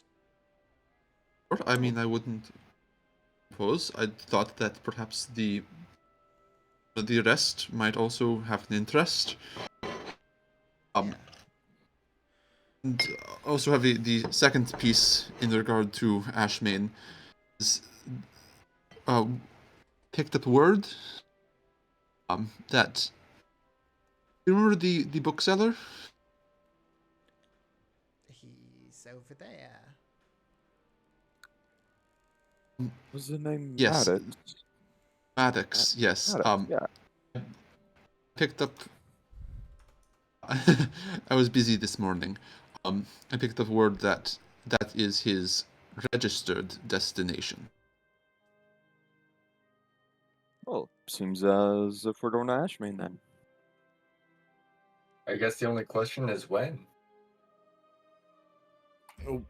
Like we said, we can take a look at charters as soon as possible and see when's the earliest, destination and leaving and departure arrival time, all that. It could be as soon as tomorrow for all I care. Yeah, me and Xedre can go down to the docks today or tomorrow, find out who's leaving when, and go from there. I will say one thing, Silenus, for what it's worth, as much as people want to laud the Oracle as being all-knowing and things like that, they actually more serve as an advisor. So I just hope you have a really good understanding of what kind of information you need to kind of present if you want any assistance. Sometimes you can really hit a dead end and people travel all the way to the ivory tower of the Oracle of Ashmain. So just don't have high expectations. Or do. I mean, it's literally the Oracle of Ashmain. It's kind of like a big deal, but... Well, I was offered a letter of recommendation, so hopefully things can in there. Can I ask what do you plan on asking? I would like to know what It's nothing. For what it's worth, there's also a cleric academy in Ashmain. I think we've talked about it before, but if you want to ask any questions of people who are very close to their deity, it's not Aurora, anything like that, but I mean, all the gods are related to one another. Lord, thank you, Xedre.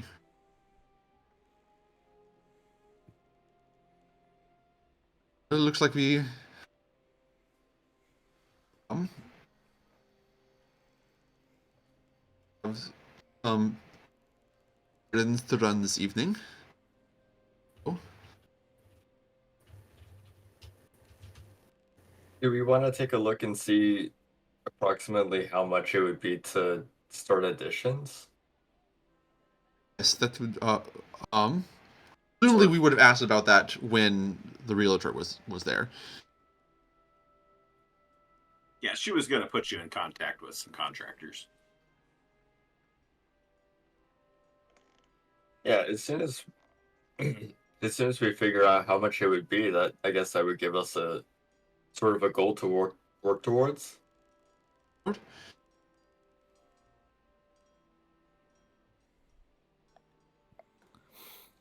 Well, I don't know about anybody else, but I'm kind of broke. Well, understandable. We just bought a house. Yes, how much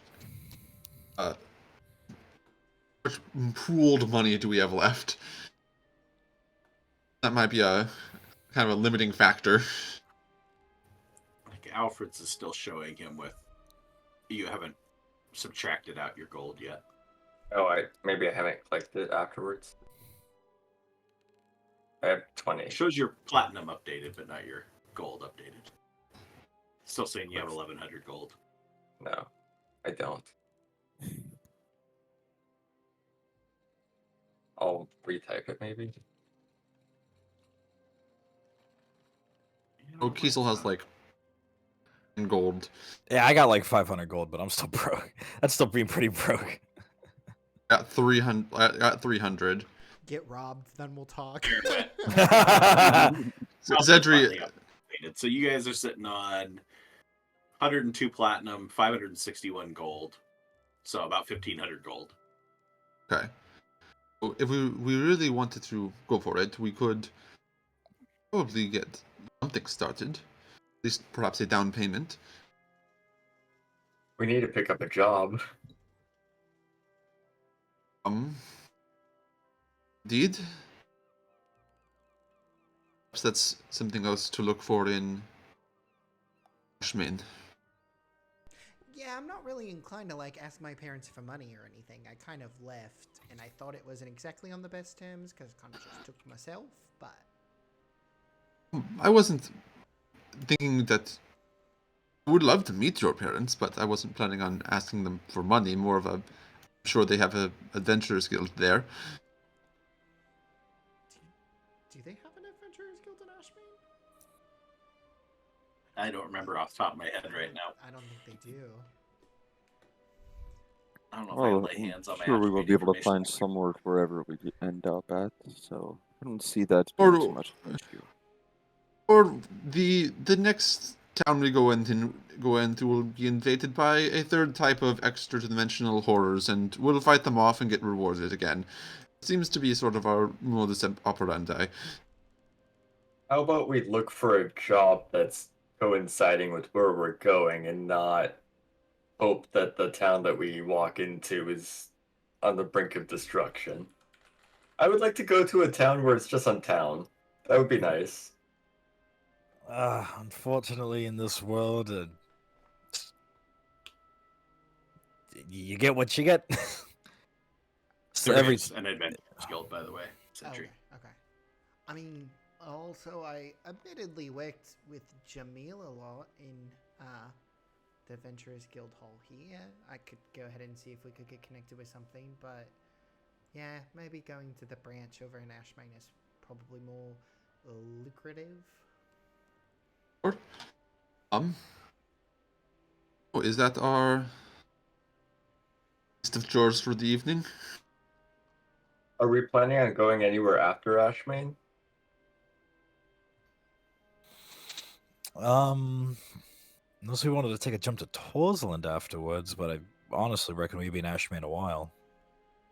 Especially with no perhaps, time limit. And Well, I'm just- perhaps whatever job that we pick up might take us to a slightly different location as well. Right. Long as we aren't going to East Shore, I think we should be perfectly fine.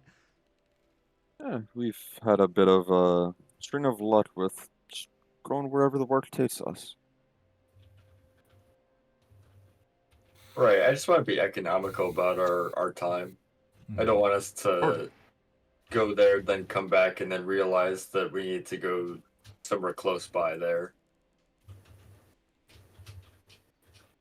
Let's worry about our first jump first.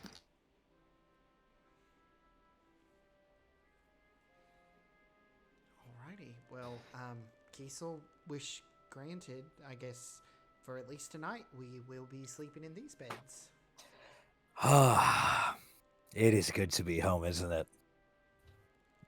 Well, Yeah, we're home. Oh. You just said he's missing his family. You say that he's like, yeah. It's my house. Come on, make it home. When we get back, I'm sure we'll spend some more time making it our own.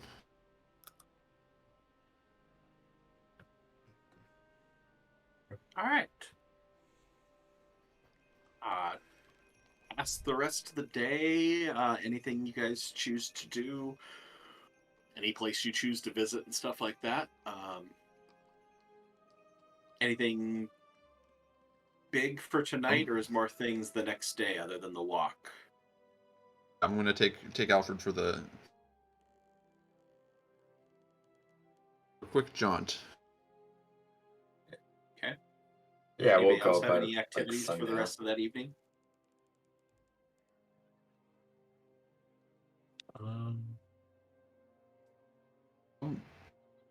No. Xedre's just gonna sit with the railing, and he's gonna try to do as many sketches as he can from like as many angles. He wants to do some more artistry around the house that kind of echoes that design. Okay. Kiesel, you go for dear? I'm gonna go to my room and I'm just gonna put all my shit in my room. The first thing I'm gonna do is take a load off. yeah, no, pretty much the same thing. He's got some more stuff to write down, so. All right. You guys pass the evening. Neva makes another meal for the late meal of the day. Another fine meal. Pretty happy with, in general, her cooking skills are well worth it for whatever you guys end up deciding to pay, because I don't think we actually settled anything on that end. But everything seems to be pretty at ease as to being in a safe location. Seems like a nice place to stay. You have a nice staff to take care of things that seem to be capable of doing what you need. You haven't really gotten to see Tivka in action at this point in time, but Neva's been perfectly capable of handling everything you've needed so far. She even picks up laundry from anybody as they retire for the evening, picks up their laundry and takes care of getting things cleaned. The first time you've like truly had stuff cleaned and not transmutated by prestidigitation. But it's still nice. And as night falls and things kind of darken and you get to the nice, things get a bit nippier outside. Over the course of the afternoon, there was a lot of encouragement to stay inside as it switched to heavy downpours of cold 40-degree rain. Ooh. Throughout the afternoon, that you were perfectly warm and safe inside the house and no reason to go out and deal with anything out there. But as the rain abates, as night falls, as the streets clear, Alfred Cybil and Silenus make their way out onto the town, and that's where we'll stop for tonight. Oh, what a tease. Thanks for tuning in one way or the other. Thanks for the follows, for the comments in chat. One of the more active chats that we've had, so hope to have that in the future. And yeah, we hit 40 followers as of last night. So Wow. we're- Wow, we're wow, wow.